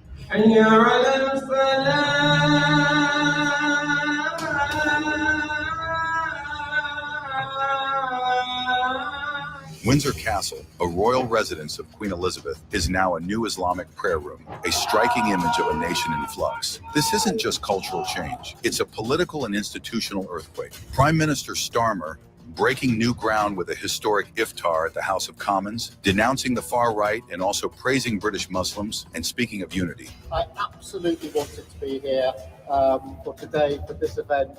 And to have the first of these events here in Westminster Hall is really, really fantastic. I want to start by thanking the speakers of both houses, also to the APPG, of course, on British Muslims for organising it. It's fantastic to be able to get so many people here together in such a symbolic way, in such a symbolic place. So it is absolutely fantastic to be with you as people gather in homes, in mosques, and communities around the country during this special season. But let's be clear, this is not about unity. This is about a shift in power, a shift in influence, a shift in identity, transforming UK into a new Islamic state. Look around. London, Birmingham, Manchester. The sights and sounds of Britain's past are fading, replaced by an undeniable Islamic presence. Over 1,800 mosques now stand across England. More than 80 Sharia courts and 50 Sharia councils operate within the country. The Muslim population was 3.9 million in 2021, and by 2030, it's expected to reach 8.2%, a staggering doubling in just 2 decades. This isn't just demographic change. It's a cultural and political revolution happening in real time. And yet, those in power remain silent. But while this transformation happens at home, where is Keir Starmer's focus? Ukraine, foreign aid, military involvement. He talks about Russia. He pledges billions for a war thousands of miles away. But he ignores the rise of Sharia law, the growing Islamic influence, and the rapid changes happening right on British soil. Stop right there. Sir Keir Starmer. So he was knighted, right? Born in 1962. He's a baby boomer. Anybody from England? Merry old England want to talk about this guy? I know very little bit about him, but he's the current prime minister. Did he sell you out? He's from my generation. He blindly leading the UK into World War III while overlooking the real crisis at home. So we agreed some important steps today. First, we will keep the military aid flowing and keep increasing the economic pressure on Russia to strengthen Ukraine now. Second, we agreed that any lasting peace must ensure Ukraine's sovereignty and security, and Ukraine must be at the table. Third, in the event of a peace deal, we will keep boosting Ukraine's own defensive capabilities.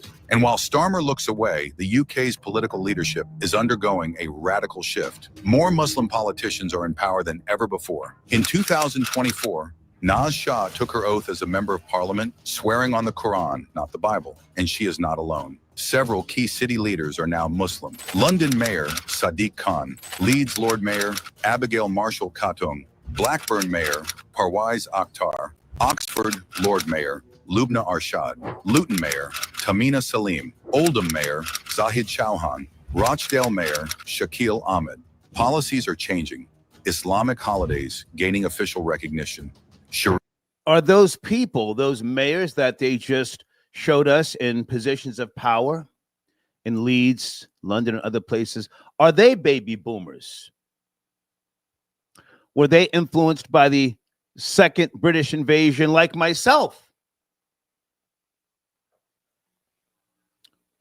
It's just a wild theory. I have no proof here. I'm just rambling. Sharia-compliant financial services expanding and multicultural initiatives being funded at unprecedented levels. And with this shift in leadership comes a shift in priorities. A significant percentage of Muslims in the UK rely on state support, free housing, welfare benefits, and government assistance. Many families, often with 3, 5, or even 8 children, receive taxpayer-funded accommodations. The burden on Britain's welfare system is mounting, yet very few politicians dare to ask the tough questions. Marriage between first cousins carries significant health issues, many of which aren't even knowable until post-birth. When practiced generation after generation, there is a significant multiplier effect. Will the Prime Minister think again before instructing his whips to block this legislation? Yeah. Mr. Speaker, we've taken our position on that bill. Thank you.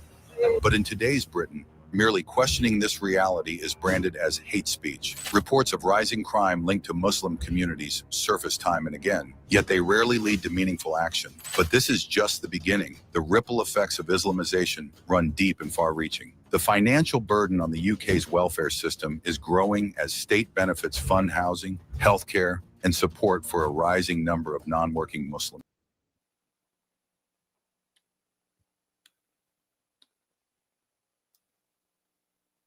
Anybody care? I'm just doing homework. You don't have to chime in.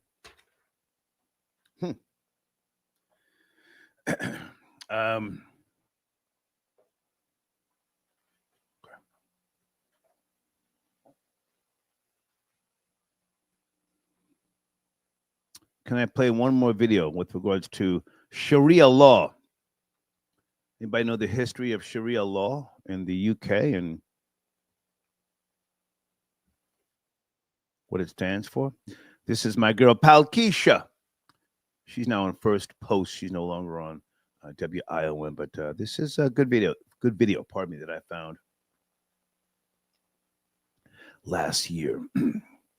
Pay attention, Sharia law.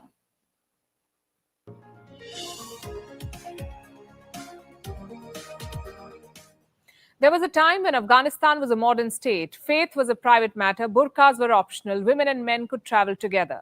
Right next door, Iran was not far behind. It was at par with the Western world. Women could step out without a veil, even meet men at public places. But the Iran and Afghanistan of today are a lot different.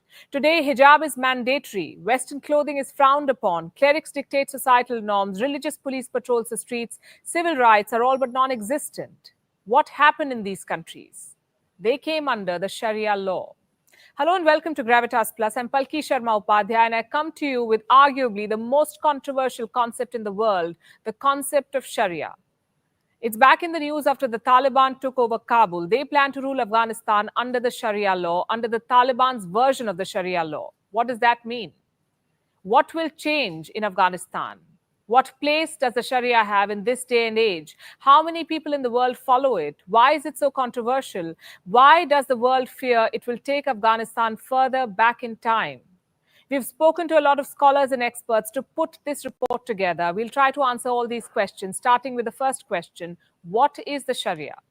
To many, the word conjures horrors of hands being cut off, of adulterers being beaten, and women being oppressed.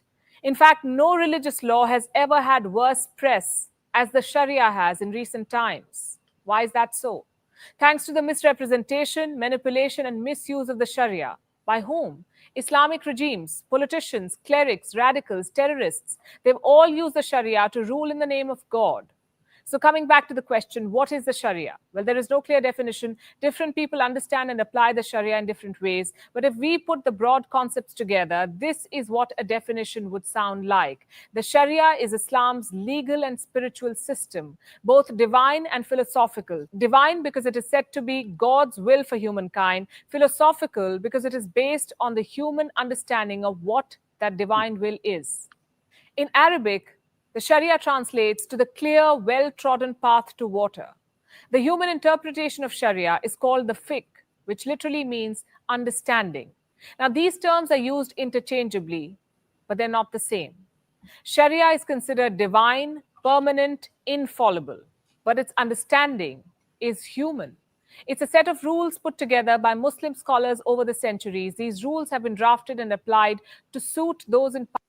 Okay, you should know what Sharia law is. I just wanted to play some of that for those who don't.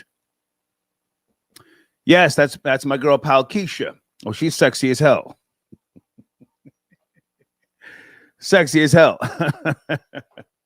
Area code 929. Good afternoon. Are you there? 929. Hi, so I'm calling about the UK topic. Yes, sir. Are you calling from the UK or you just have knowledge? No, I'm from UK, but I'm just going to talk about the topic. Okay. I'm just asking the question. I've never been to London or England. I've been to Birmingham. Did baby boomers destroy the UK? Or is that just propaganda that Muslims are taking over? Start. Do you know the most popular baby name in the UK? I do not. So Muhammad, I would guess. Muhammad? Yes, Muhammad, yes. So this is not just a problem in UK. It's the same thing in France and Spain. Okay. And it's a culture of self-white hate. Maybe the boomer, like you're saying, that generation, but they teach in schools, that Europe was evil, the West is evil. And so this is why they let policies like this slide. So they don't want to be called racist, so they let everybody in the country. I'm listening. And the problem is no other culture has this. There's no self-hate Chinese. There's no self-hate from Arab countries. For regrets they did. They also conquered other countries and had slavery, all that same stuff. And there's just like a white guilt in these European countries, and they're allowing all this to happen. Have you ever been to London or England? I have not, sir. I've been to France and Spain, but it's what I'm hearing now. It's completely different. Same thing in Sweden. It's like you can't recognize it from 20 years ago. But now, is it different for the better? I mean, objectively speaking, just because something was whitewashed once upon a time does not necessarily mean it was better. I mean, if we look at Spain and then and you go and study the Spanish Inquisitions, that was a brutal time, right?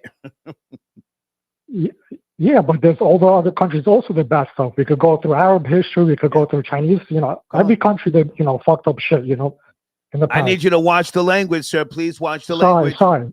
Messed up stuff in the past. Go ahead. And this is what it is. There's no problem with migration, a little bit, but this is this is crazy levels, millions of people, and it's just going to change the face of those countries. Objectively speaking, might Sharia law be a good thing for American women? Cover yourself, you filthy whore. No, it doesn't do good in Arabia. Cover yourself going outside, a temptress of seduction, bringing shame to this family. I'm being silly. Go ahead. Come on. I know, I got you, but it's not looking good on Iran. Iran does the same things, countries in the Middle East. It's not working out for them. Okay. So is my theory way off? Again, I'm just baby boomers. No, man. It's similar. It's similar. It's all the self-hate being taught at the schools, the colleges, and these other people running the countries now. But I'm also asking about baby boomers. That once upon a time did have power, and they came into power. This guy, the current prime minister, he's a baby boomer, and others in the House of Commons. And again, I mean, maybe my example wasn't the best one, but they were very powerful in terms of their influence, whether it was, I don't know, Ultravox, the Boomtown Rats, Squiddy Politti, Adam and the Ants, and, and they were very anti-establishment, British. Yeah, maybe that's a part of it. Yeah, that's a whole part of it. Well, that's self-hate, anti-establishment. Okay. So if you ever have the time, check out the book, Douglas Murray, The Strange Death of Europe.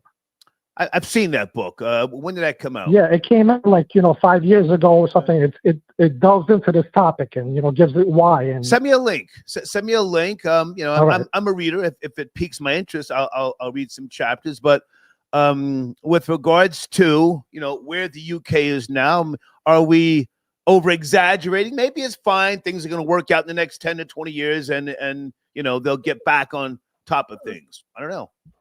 No, I think there's going to be crazy turmoil in Europe in the next few years. You're going to see instead of the right getting in power, it's going to be the far right, because they're just going to get mad, the people. So you might see a big flip. It might be far right in the next few years in Europe, because people are going to get upset what's happening to their countries. Okay. Before you go, sir, can I ask you with regards to should parents be responsible for their kids' actions? Any thoughts on that? Not really, but they should. I don't know about jail time, but there should be consequences.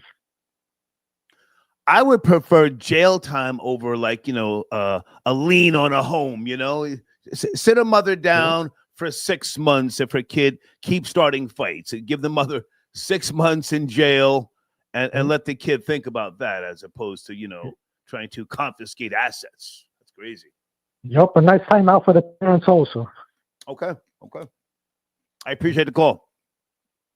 Have a good day, Storm. Yes, sir. Thank you.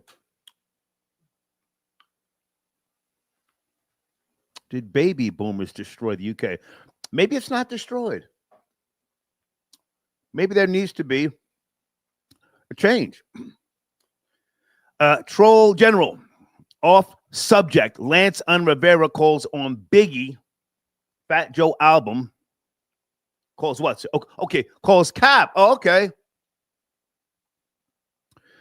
Well, listen, I spoke to my homie, D-Dot, the producer, Derek Angeletti, back when Fat Joe, whatever interview that was, and he spoke about supposedly doing tracks with Biggie, and he looked at me like I was crazy, D-Dot. So, yeah, but thank you for your donation. Hey there, Gene Richmond, area code 203, tapping in on a Monday. Number 9. Well, it is a Monday, and it's always such an illustrious pleasure to be on the research homework show of the Star Report, bridging the gap between racial and cultural lines. Thank you for stopping by. Thank you for stopping by. Oh, well, thank you for having me. Where do you want to start, sir? The Erik Prince and Blackwater, the mercenaries, are in Haiti looking for barbecue. You up to speed? Well, I'm very much up to speed, but Erik Prince, being a mercenary, also a venture capitalist, right, and a Navy SEAL, and they brought this group of so-called heroes in to take out the villain. But in order to get to this new information, we have to find the origin.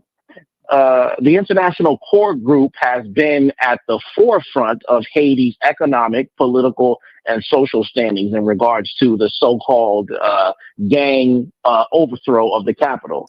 And then if you have the Core Group, then you have the Wagner Group, which is a Russian security firm that has come in also to run interference with these so-called gangs. And then you have the Kenyan and Dominican forces who also have contracts within the Haitian government. You see, it's a unique chessboard. You know, I know it's a tough nut to swallow, but it's the reality. Pause. Super pause. Whoa. So it's the reality. What's that? Pause. What's that? Pause. Big pause there, buddy. It's big pause. It's the reality. It's big pause. It's the reality. It's the reality. And the thing is, Haiti must pick its newest villain, and barbecue is the villain. I mean, if you think they wanted barbecue, but you have to ask yourself, he has possessions, him and his so-called gang has possessions of very sophisticated artillery and weapons, and Haiti's not known for their arms. Okay. Now, you want to ask yourself, where did these weapons come from? These are high-end military-grade style weapons, you know, with the most sophisticated ammunition and tactical elements to these weapons. So you got to ask yourself, where did they get it from? A lot of these weapons have been traced back to the United States government, have been traced back to foreign contractors. I think we're already there, and you have educated us on this previously, and I thank you. But now, and for those who don't know, you are the one who sent me the video of barbecue doing his little jig in the fresh Timberlands and the Dolce & Gabbana top. You sent me that. so. Yeah, correct. I did, because it was to my dismay that I saw this. I saw this man. I saw this Haitian so-called gang leader doing a shuffle to Tupac. I was taken off guard as I was watching this. I couldn't believe what I was watching. I thought it was AI or something, but it was the actual video. Where did he get the fresh Tims from? It goes back. Where did he get those fresh Tims from? What the fuck? You see, it's just, somebody's importing this stuff into this guy, because I know he's not getting fresh Tims. I know he's not getting fresh Tims out there. I can tell you for a fact. So there's somebody importing that stuff to him. Oh my God. Okay. So let's just cut right to the chase. Erik Prince and Blackwater, they are there. Let me print out some information on Erik Prince. Are they going there to chase him around, or are they going to go head up, and just get a crack and to see who's really built for war? Well, what's going to happen, in your opinion, at this point? Well, I don't think they're going to catch him immediately. I think this is a well played chess game. I think they're creating this so-called offensive to, weed him out and scare him a little bit. But I don't think they're just going to walk in. I don't think they're just going to walk in and nab him or kill him. I just don't think that's going to happen, because if that was the case, they would have did last year when it was in an uproar, when they were looking for him last year, and they sent out troops and forces to go get him. Why didn't they get him last year? Haiti's not as big of an island as you think it is. Right. And he's been out there showing his face in local forums. He's on the internet, not hard to find. Right. So I think this is a very unique orchestrated chess game that they're playing, and they're playing it for the public, because Also, you might want to understand Haiti just brought in a brand new minister official to oversee this security detail by the name of Laurent St. Cyr, who is an international businessman. Okay. So now he's worked with the Clinton Foundation and he's worked with these other contractors, and all of a sudden he's overseeing this in the Haitian government. So this is a very interesting and unique game that's being played. So this is some type of dog and pony show, if you will. Well, you need, the world is a stage. The world is a stage, and you need to entertain them. Like I said, you got this guy doing the shuffle to Tupac music, and it's almost, and I think it's going viral. So the world is a stage, and he's on center stage. All right. Yeah, I just printed out some Blackwater information here. Founded in 1997 in North Carolina, which is where I am.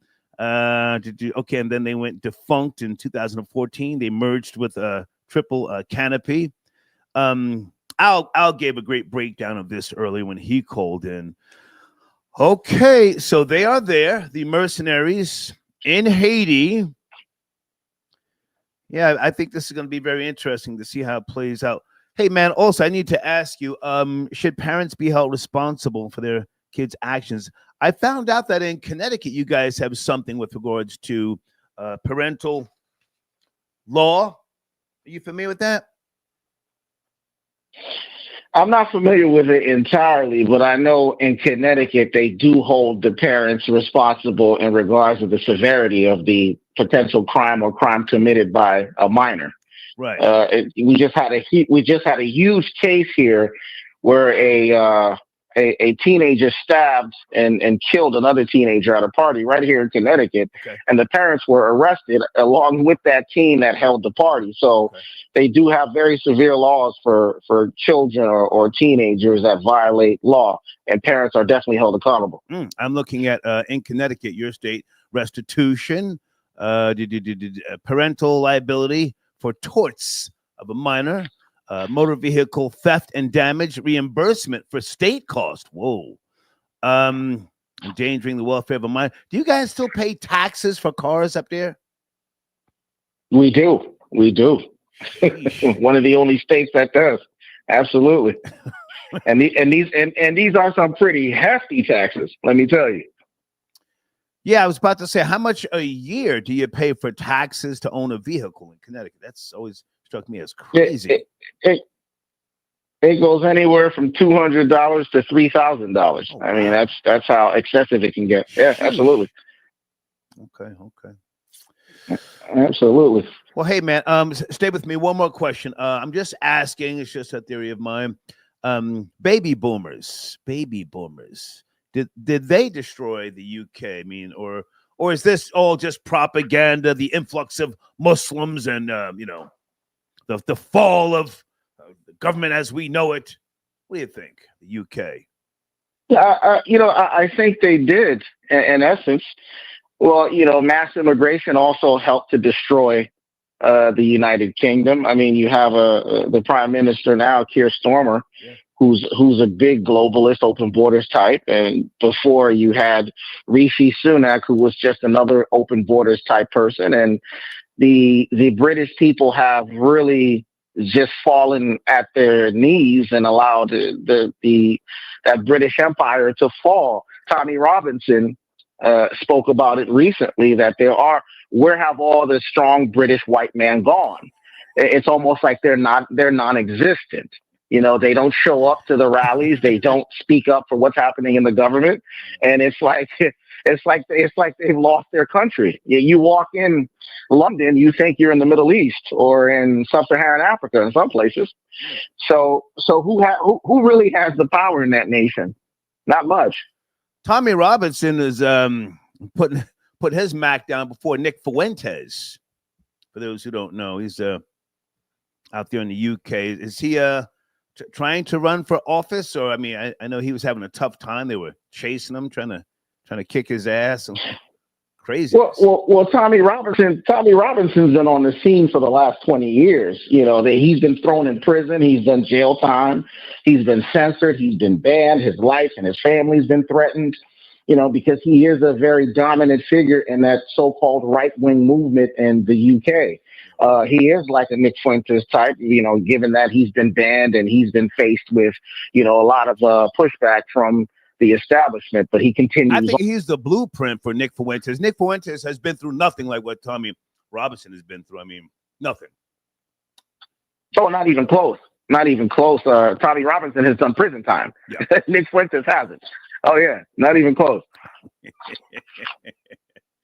Not even close. Nick Fuentes is on training wheels. Right. Trying to get to that right-wing revolutionary mode that he's trying to get in.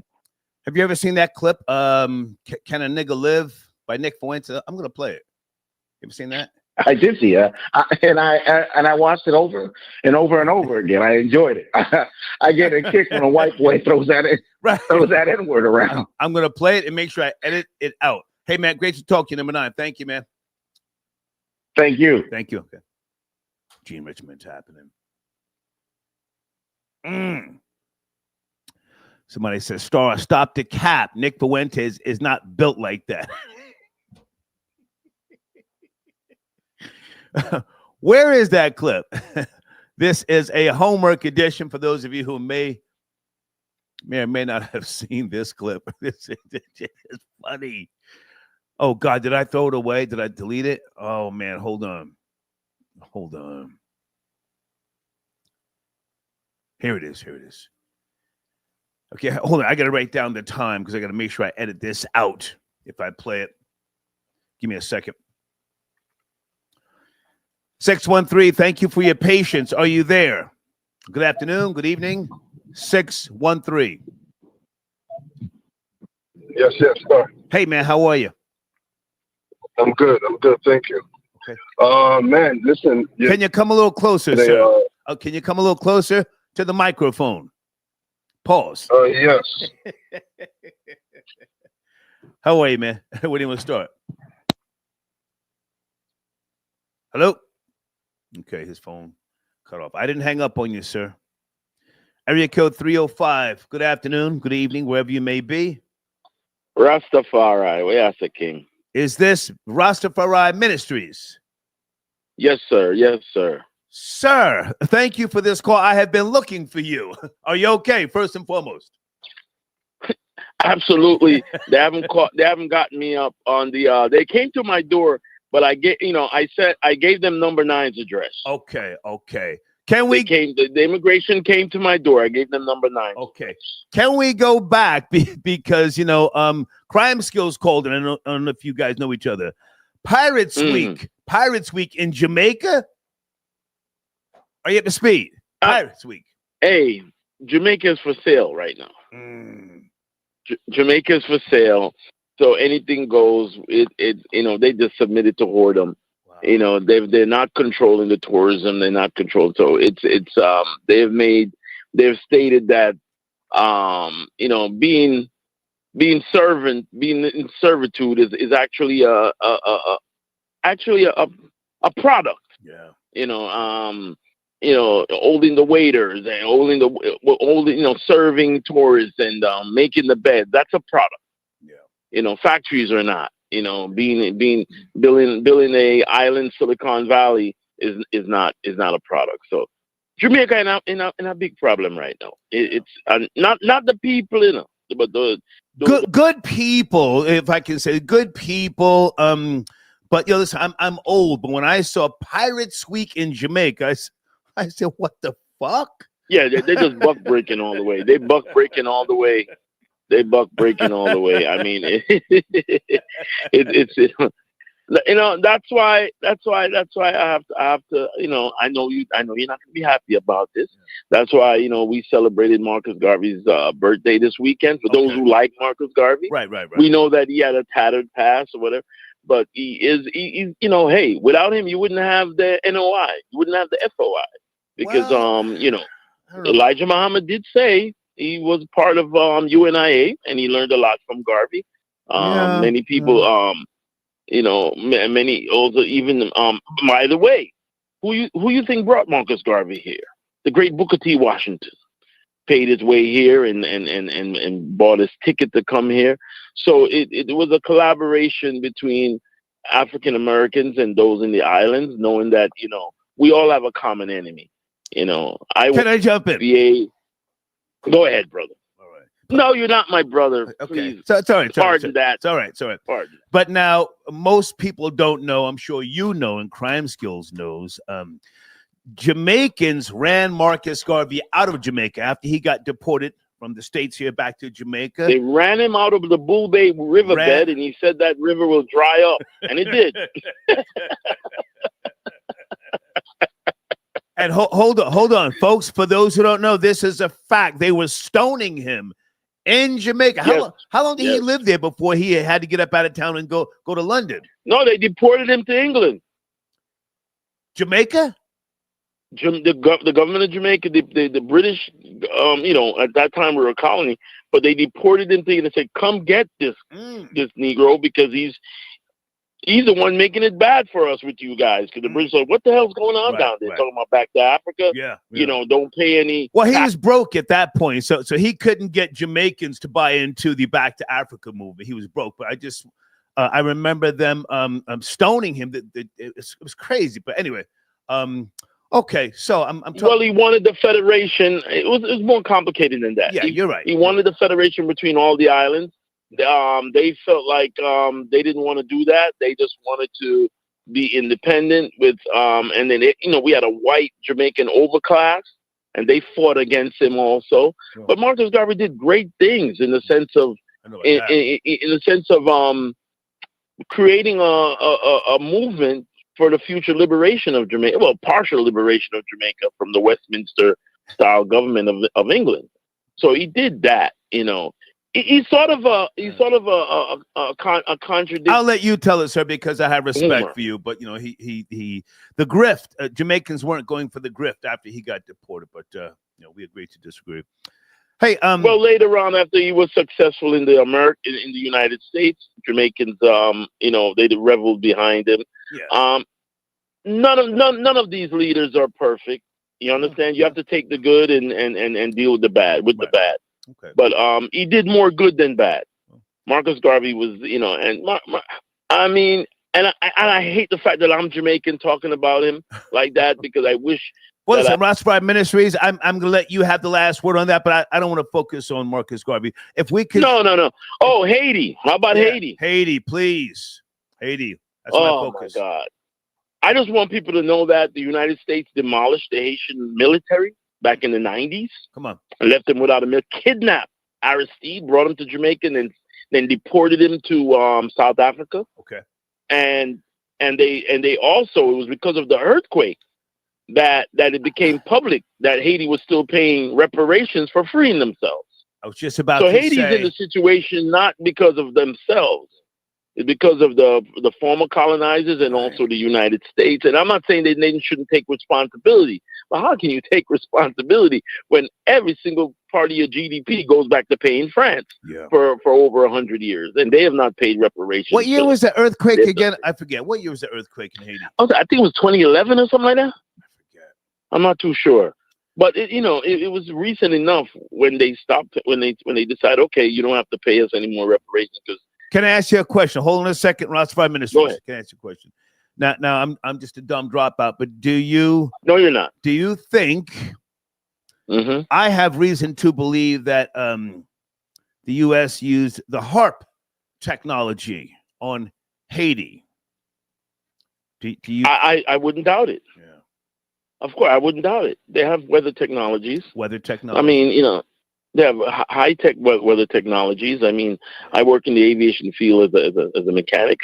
Trust me, there are things that you guys have no clue about because we get, the military gets it and then we get it in airlines. So I have no doubt that they probably use that on Haiti.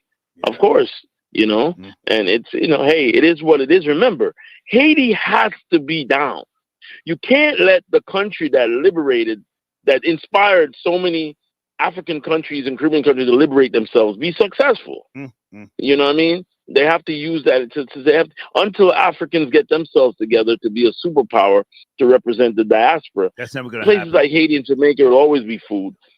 Well, keep, as Jesse Jackson says, keep hope alive. Africa will never get together. And to be clear, for those who don't know, 2010, the massive Haitian earthquake, magnitude 7.0, struck at what's it? January the 12th. Pardon me, Tuesday, January the 12th. Good. So you were saying, go ahead. Yeah, I mean, well, as I said, I got to keep hope alive because I am an African. I'm an African nationalist. It's part of my religion. The African ancestors is who we worship. Worship our people, worship our race. We're race worshipers. That's what Rastafari is based on. We worship our ancestors. But we love everybody else. We're very loving people, But, to thee, you have to be true to yourself first. You know what I mean? And by the way, it's individuals such as yourself that end up turning to be the greatest African liberators for some reason. and that's why I keep having faith in you. W. Du Bois, after cursing and condemning Marcus Garvey, ended up saying, to hell with America, and went home to help Kwame Nkrumah build Ghana. You have a Du Bois Center there, so there's always hope. There's always, the white man does a good job of pushing away those who support him, those of the black community that support him. He does a good job. So I don't have to worry about. Can I jump in, Rastafari Ministries? Can I jump in? Go ahead. What did you say? I would be some type of liberator for Africa? Is that what you said? I said it's individuals such as yourself that end up turning to be the greatest liberators of black people. No, you said in history. You said Africa, something about Africa. I heard you say. Yeah, whether Africa or the black diaspora, is individuals such as yourself. Let me say this. Let me say this. Go ahead. I would rather hold hands with a 19-year-old Puerto Rican boy with a lace front in Times Square. In Times Square. Then go to Africa. Let me say it again. I will mark this day. Let me say it again. I will mark this day. I would rather hold hands with a 19-year-old Puerto Rican boy with a lace front. What did I say? 12 babies at 12 noon, and he would be wearing Valentino sandals. Rather than to go to Africa. I will remind you of this day when you lead the entire African Liberation Army with the red, black, and green. Is this Tory parade? Yes, it is. To hell with this white devil. Free Africa. Hey man, I appreciate you. Anything else you want to touch on before you go? Pause. I was a little crazy. No. I mean, there's nothing. We just. As a people, I want FBA to not just talk about rhetoric. They need to come together and organize and do for self. Because one thing FDA is right about, no one loves them but themselves. Okay. Just like Dr. Clark says, we have no friends on this planet. Oh. So we have no friends. Wait a minute. Wait. One thing black people in general have to get in their heads. I have to jump in with all due respect. Go ahead. Pardon me. You must speak to the Pan-Africanist, Dr. Umar Johnson. He's down bad. He needs money to keep the school open. He shouts out Africa all day, every day. Are you guys going to get together and help him out with the school? He's so, I know Dr. Umar personally. I love his Pan-African rhetoric. Good man, I'm sure. But I've never given a dime. Listen, I've never given a dime to his school. Because I cannot give a dime to something that does not have transparency, doesn't have a board, does not have a school curriculum. Right. You understand? I knew that was, it's too totalitarian. You can't run a school from a totalitarian concept. Right. You have to have a board. You know how it goes. Yeah. But I still, I know it sounds schizophrenic, but I still love the man for the Pan-African rhetoric that he pushes, the Pan-African teachings that he has. He has. There's always good and bad. Even Lucifer has good and bad in it. Set. The great Set, the first Satan, the black Satan, the first devil on the planet was a brother of the first king of Africa. Wow. Even he was good, and this is where the Europeans get the word Satan from. But Set was even good because he was a war god, and he defended Africa against the first invaders of Africa, the first Neanderthal that came across, the first sea people. I appreciate the call. I appreciate talking to you, and have a good one. Yes, sir. Prosperity as usual. Prosperity, salute, peace. Okay. Yeah, Rastafari. Rastafari. All right.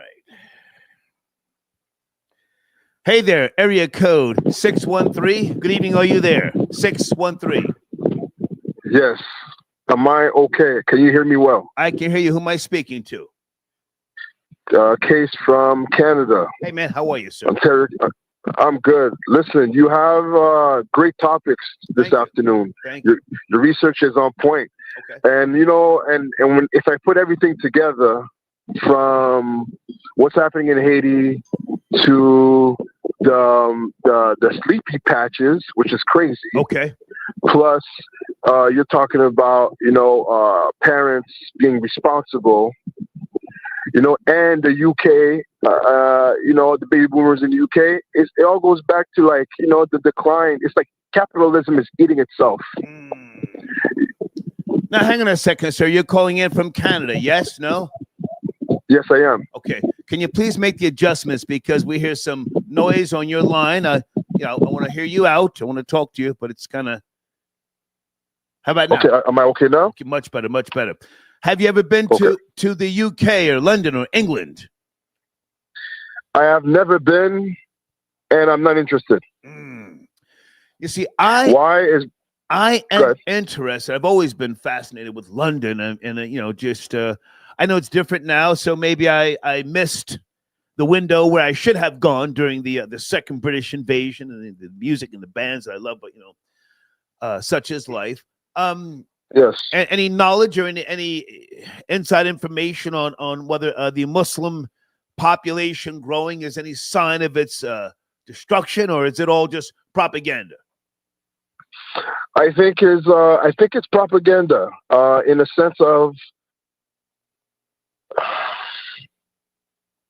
you know, the UK purposely, with their own government, their own, you know, hierarchy, the white supremacy system, they're the one that decided to bring the immigrants in, you know?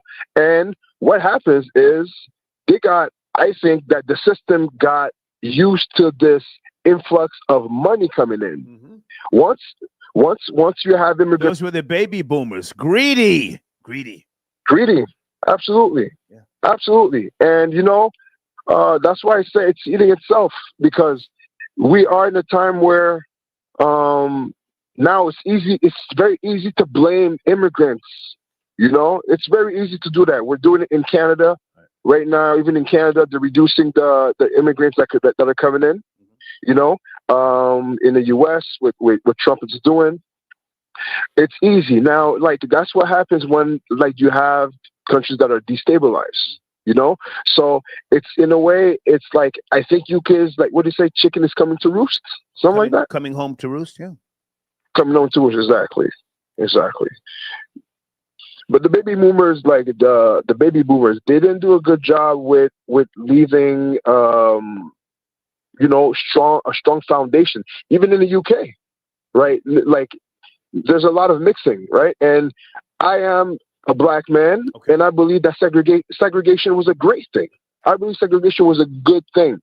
Now, what happens is the UK, which is the epitome, the foundation of white supremacy, they did not know that, you know, their own kind, so the women would start mixing. And now there's a way that you can see it. We could see it as the mix is on purpose, meaning like they do want the mix of white women with white British women with immigrants, so that they could either dilute and take, you know, or they do it because, you know, there's really like you know, you know how there's like the contrast attracts itself, meaning like white and black, you know, it's almost like a taboo situation. If I can jump in for a second, I don't have my contacts in, but someone on the screen says the UK has been exploiting countries for generations. Stop crying.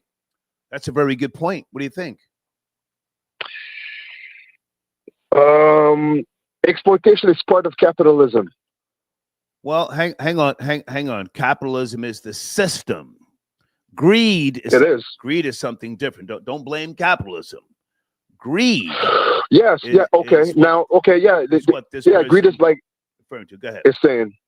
Yeah, I understand. It's like, are they saying that the 7 deadly sins is greed one of them?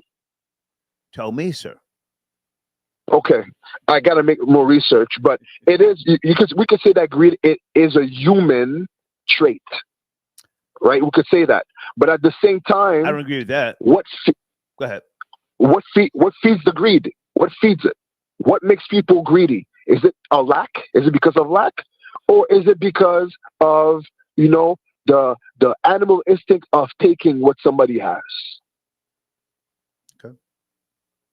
I'm doing something, but I'm listening. Go ahead. So, just like what Erik Prince is doing right now in Haiti as a venture capitalist, and as for me, I'm gonna say something controversial, but Erik Prince is almost like the modern day Napoleon. And the way that this is the white can say so, right? Like they're imposing themselves, into people's country, into people's life being, and it's not. And this rhetoric, this American rhetoric of like we're going to help and we're going to help people be better. This is a old play. This is an old play, and I think we have been completely distracted as Haitians, which, by the way, is like part of what's going on. Distracting with social media, distracting with. Might you be an American hater, sir? You a hater, American hater? Oh no! I love Black Americans, like Black Americans, foundational Black Americans. No. You guys, sir. I'm talking about America, the system, the culture. Value for value. Never mind just Black people. America in its whole. You're an American. Yes, I don't. Hater. Yes, I am an American hater, and I think American culturism outside of Black Americans, it's a virus. Okay. I heard now when I heard that in your tone that you are American hater, but come on. America has given so much, but my gosh, like at the end of the day, like I love people because I think in the foundation of who we are as humans, the five fingers, creatures. I think we are good people, but we get corrupt, and that goes back to the subject of should parents be reliable for their kids' problems or issues, right? And were you born in Canada, sir? Or were you born in Haiti? Where were you born? I was born in Canada. But I speak French, I speak English, I speak Creole very well. And you're Canadian, sir. Haiti is you're Canadian. Yes, I am Canadian. But the history and you bow down to the crown. Hang on, you bow down to the crown, yes? Personally, I don't. I've never done it, sir, and I never will. Sir, stop. Yes, you bow to the crown. That's your system up there, the crown. Yeah, but guess what? That is a system that I don't bow to. I'm gonna tell you what. I've decided. We caught him, kids. We caught him. I have, I have brothers. My brothers told me one thing. They said, if you want to control your life, you have to own your own stuff. You have to own your own stuff. And once you are able to make exchange from human to human, if you have a product as a businessman or as a seller, and you're able to. Sir, I appreciate the call. I have to let you go. You've just admitted that you bow down to the white crown. We're done talking. I don't bow down. I told you. I told you I don't bow down. That's what I said. I don't. I appreciate. I do not. Sir. I appreciate you. Thank you, Butch. Thank you. Nigga bows down to the crown. That's why they hate on America. Florida Boy Jay, what's popping, homie? Good to hear from you. Yeah. Star, how are you doing on this fine Monday, man? Enjoying glory life. be to God. Enjoying life, man. Yes, What's sir. cracking with you? Yes, sir. Chilling, man. Chilling. I just want to make sure all my New York people out here doing okay. I know over the weekend I broke some bad news to them and they just got out of pocket. I was receiving death threats all weekend, random text messages, phone calls. The truth is the truth. But what are we talking about today? Well, hold on. Now let's go back. You made a statement that research has shown and proven that was inaccurate. Jadakiss was born in New York, not Memphis, right? So you need to clear that up. Yeah, I mean, I said what I said. Of course, trolling or not, I made the statement. I stand by it. If it's proved to be false, then it's proved to be false. I'm not one of these guys who goes so hard on one line, and then if I'm proven wrong, I start trying to explain it or go backwards to try to justify, hey, I was wrong. But guess what? We all have fun, right? We were all entertained, right? Well, So, you've been hang on now. You've been on the show long enough to know that we must bring research and information to the Star Report. But now, now you're saying you were trolling, but now research. No. Research. No, research has shown that Jadakiss was not born in Memphis. His father was from Memphis. We have to clear this up. Got to clear this up. Right. What I'm saying is I wasn't trolling, but if I'm wrong, then I'll just stand on being wrong. Were you wrong? Yeah, if the research is proven that I'm wrong, then I was wrong.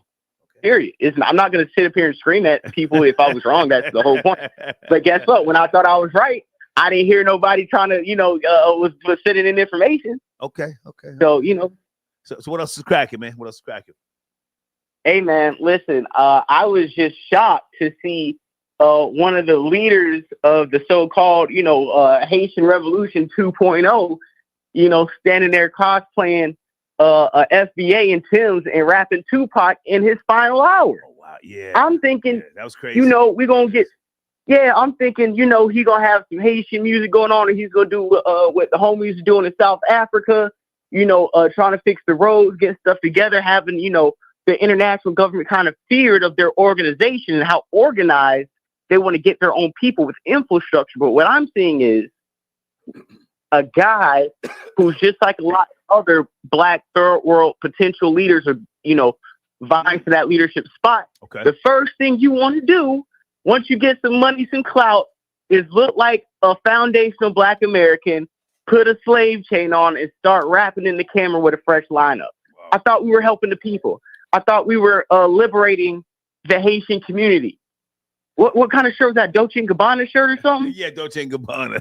That was crazy. Nigga, come on. Outlet drip.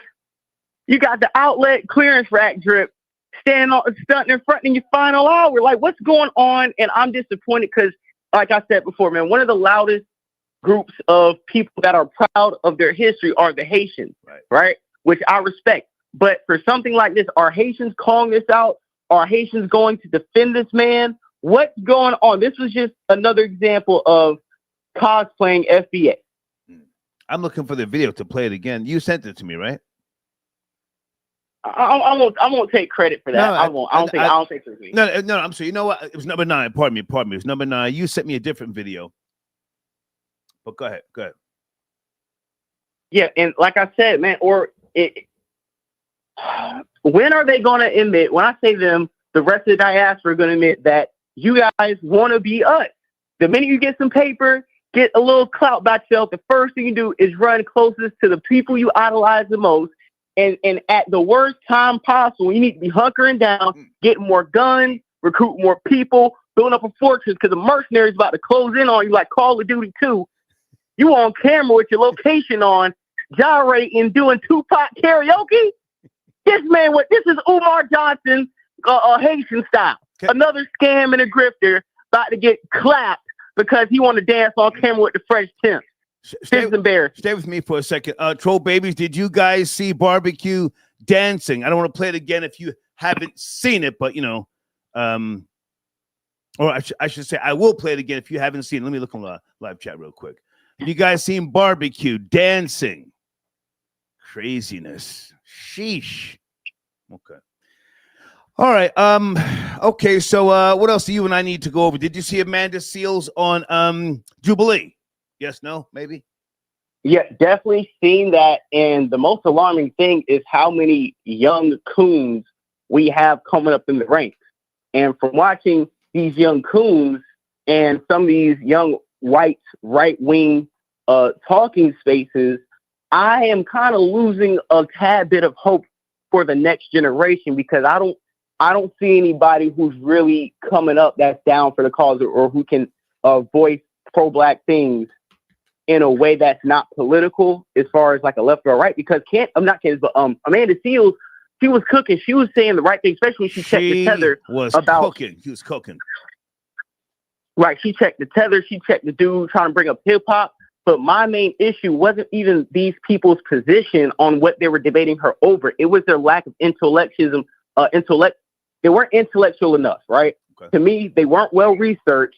It was like they were just grabbing like Twitter talking points, and nobody really seemed well informed. It just seemed like they were taking preconceived notions, coming up to her and trying to debate. That's why she cooked so easy, because it didn't seem like anybody came with relevant information to back up their argument when they were debating her. That's what I got. I was disappointed. I thought that she had some good challengers, but she's got a wellspring of knowledge, and she's a Columbia University master's degree, if I'm not mistaken. I forget, but she was ready for all the smoke, and I like how she regulated the first three or four people who sat down, because two people tried to over talk her. She cut the short shit short. Anybody want to call in about that? Anybody up to speed on Amanda Seales on Jubilee? It's in my community section. Also, Florida Boy Jay, they're calling you Florida Boy Jeffrey. Do you want to respond to that, sir? Yes, no? Yeah, that was funny. That was funny last year. That's probably one of the funniest parts. Dude kind of mixed up my name a little bit right there. But nah, it's all good. I think that's another funny nickname they give me. I got like 40 of them right now, so just add that to the board. You know what I'm saying? It's all good. We I come from the trolls, so it ain't nothing. Right. I rock with them, so it is what it is, man. I appreciate it. You already knew it was gonna happen. Right. Okay. Anything else we need to touch on? Pause. That was a little crazy. Should parents? Crazy. What else? Should parents be responsible for kids? Did you have anything for that?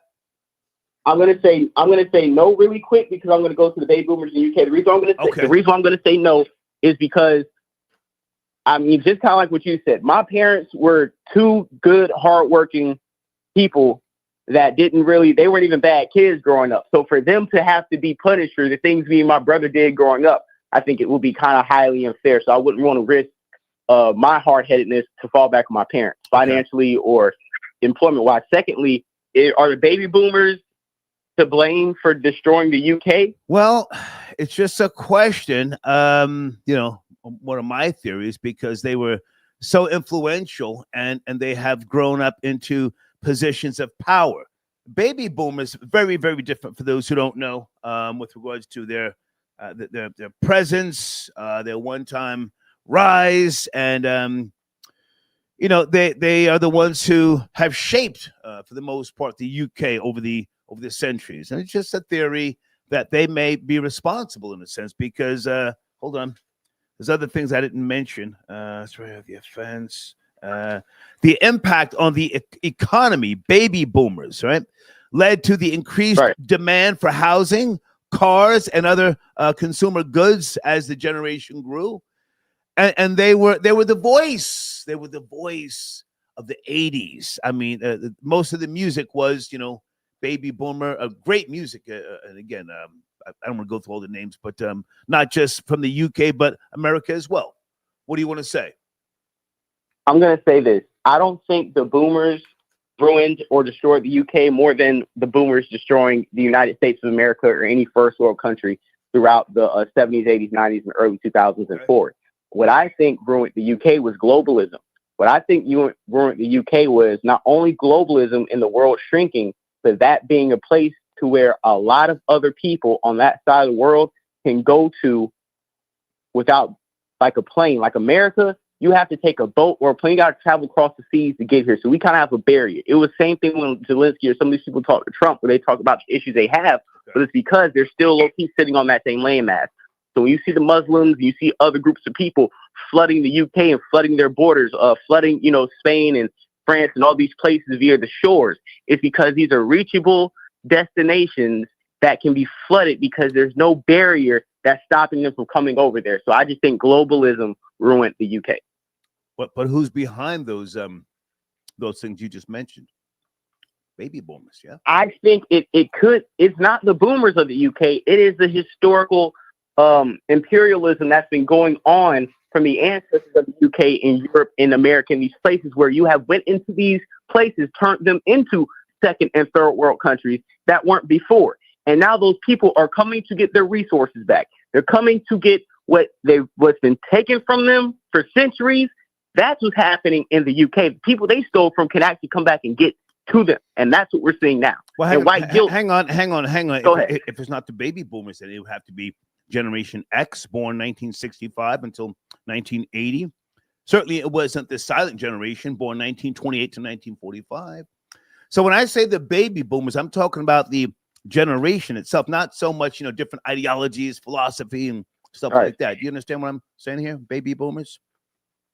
Yeah, basically, yeah. If we have to, point to somebody who's empowered during this transition where this has become noticeable, then it would have to become the baby boomers for sure. Yeah. That's my point. Yeah. Okay. Yeah. I see where you're saying now. Okay. Anything else you want to mention? Yeah, I don't want to take up. I don't want to take up too much of your show. Floor J, we're going live later on tonight. Okay. After you get off, we're going to wrap up a few things, a few music drops, a few things in sports.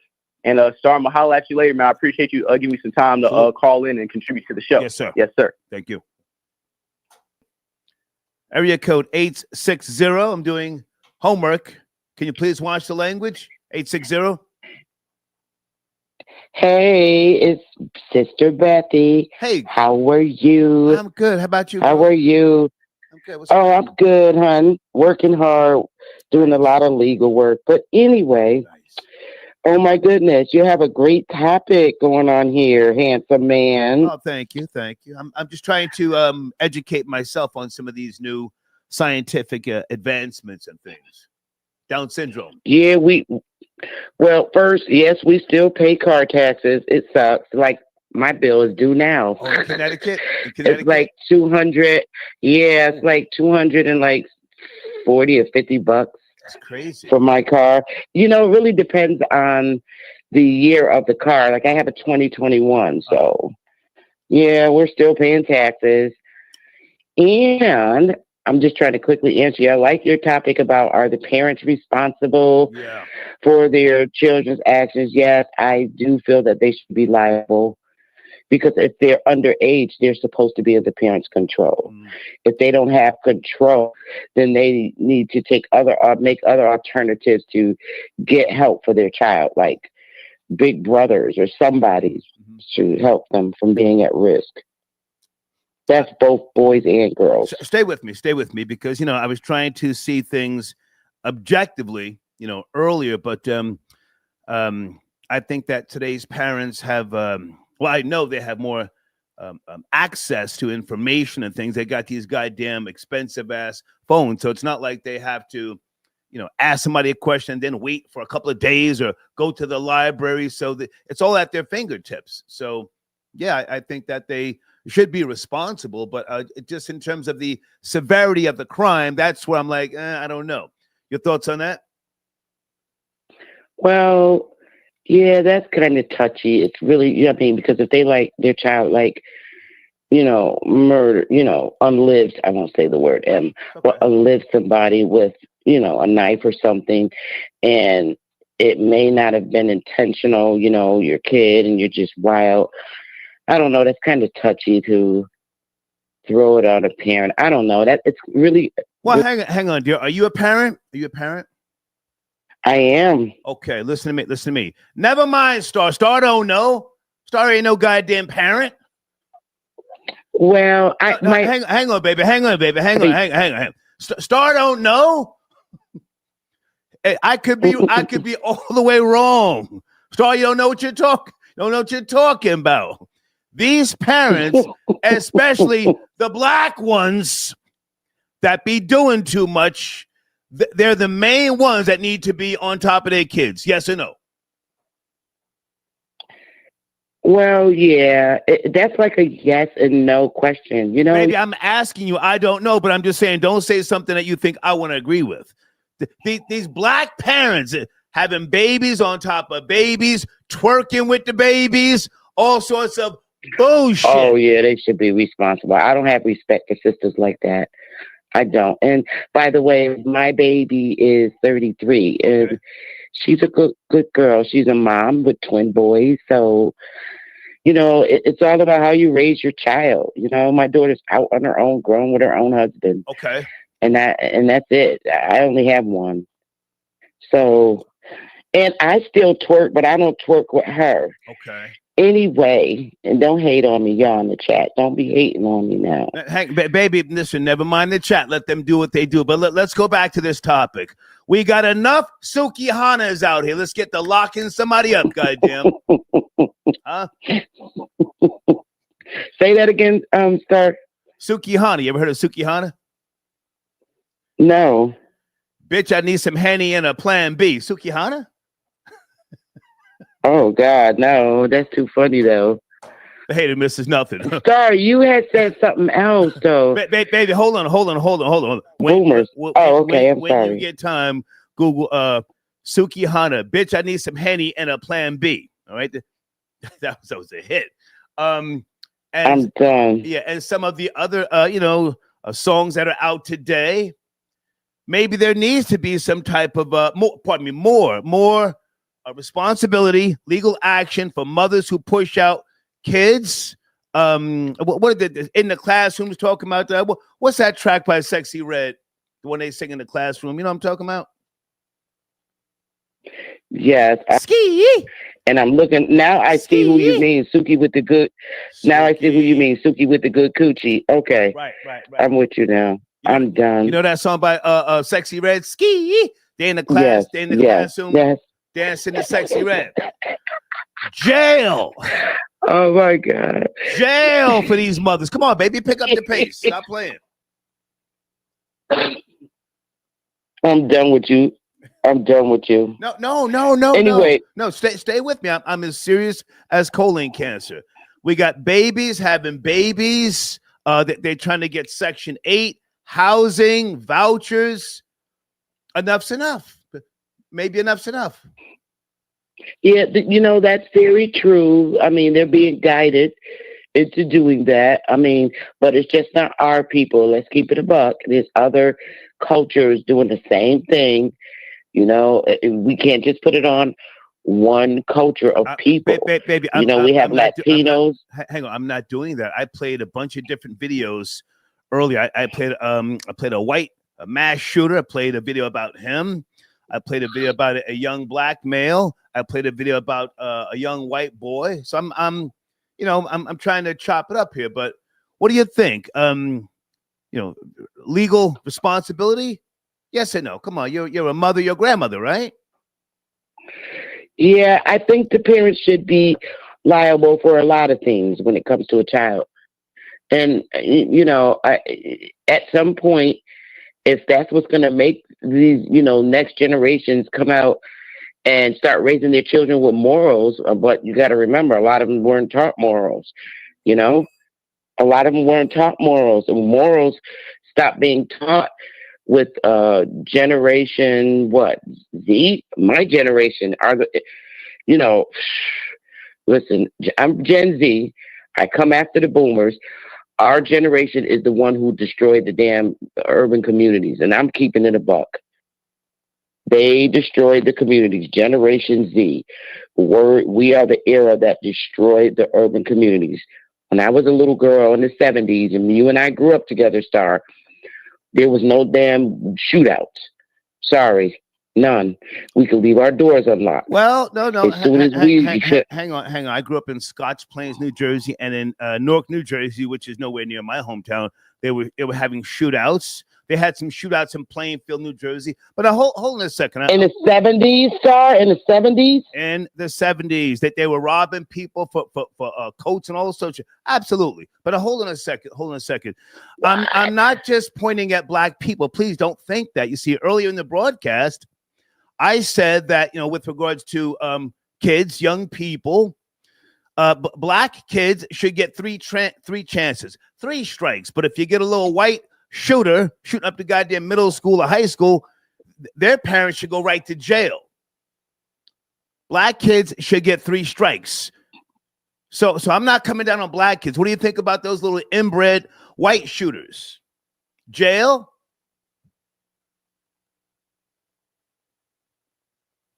Well, baby, don't be scared. Come on, don't be scared. When I go in on white people, don't be scared. Come on. I don't think it should be.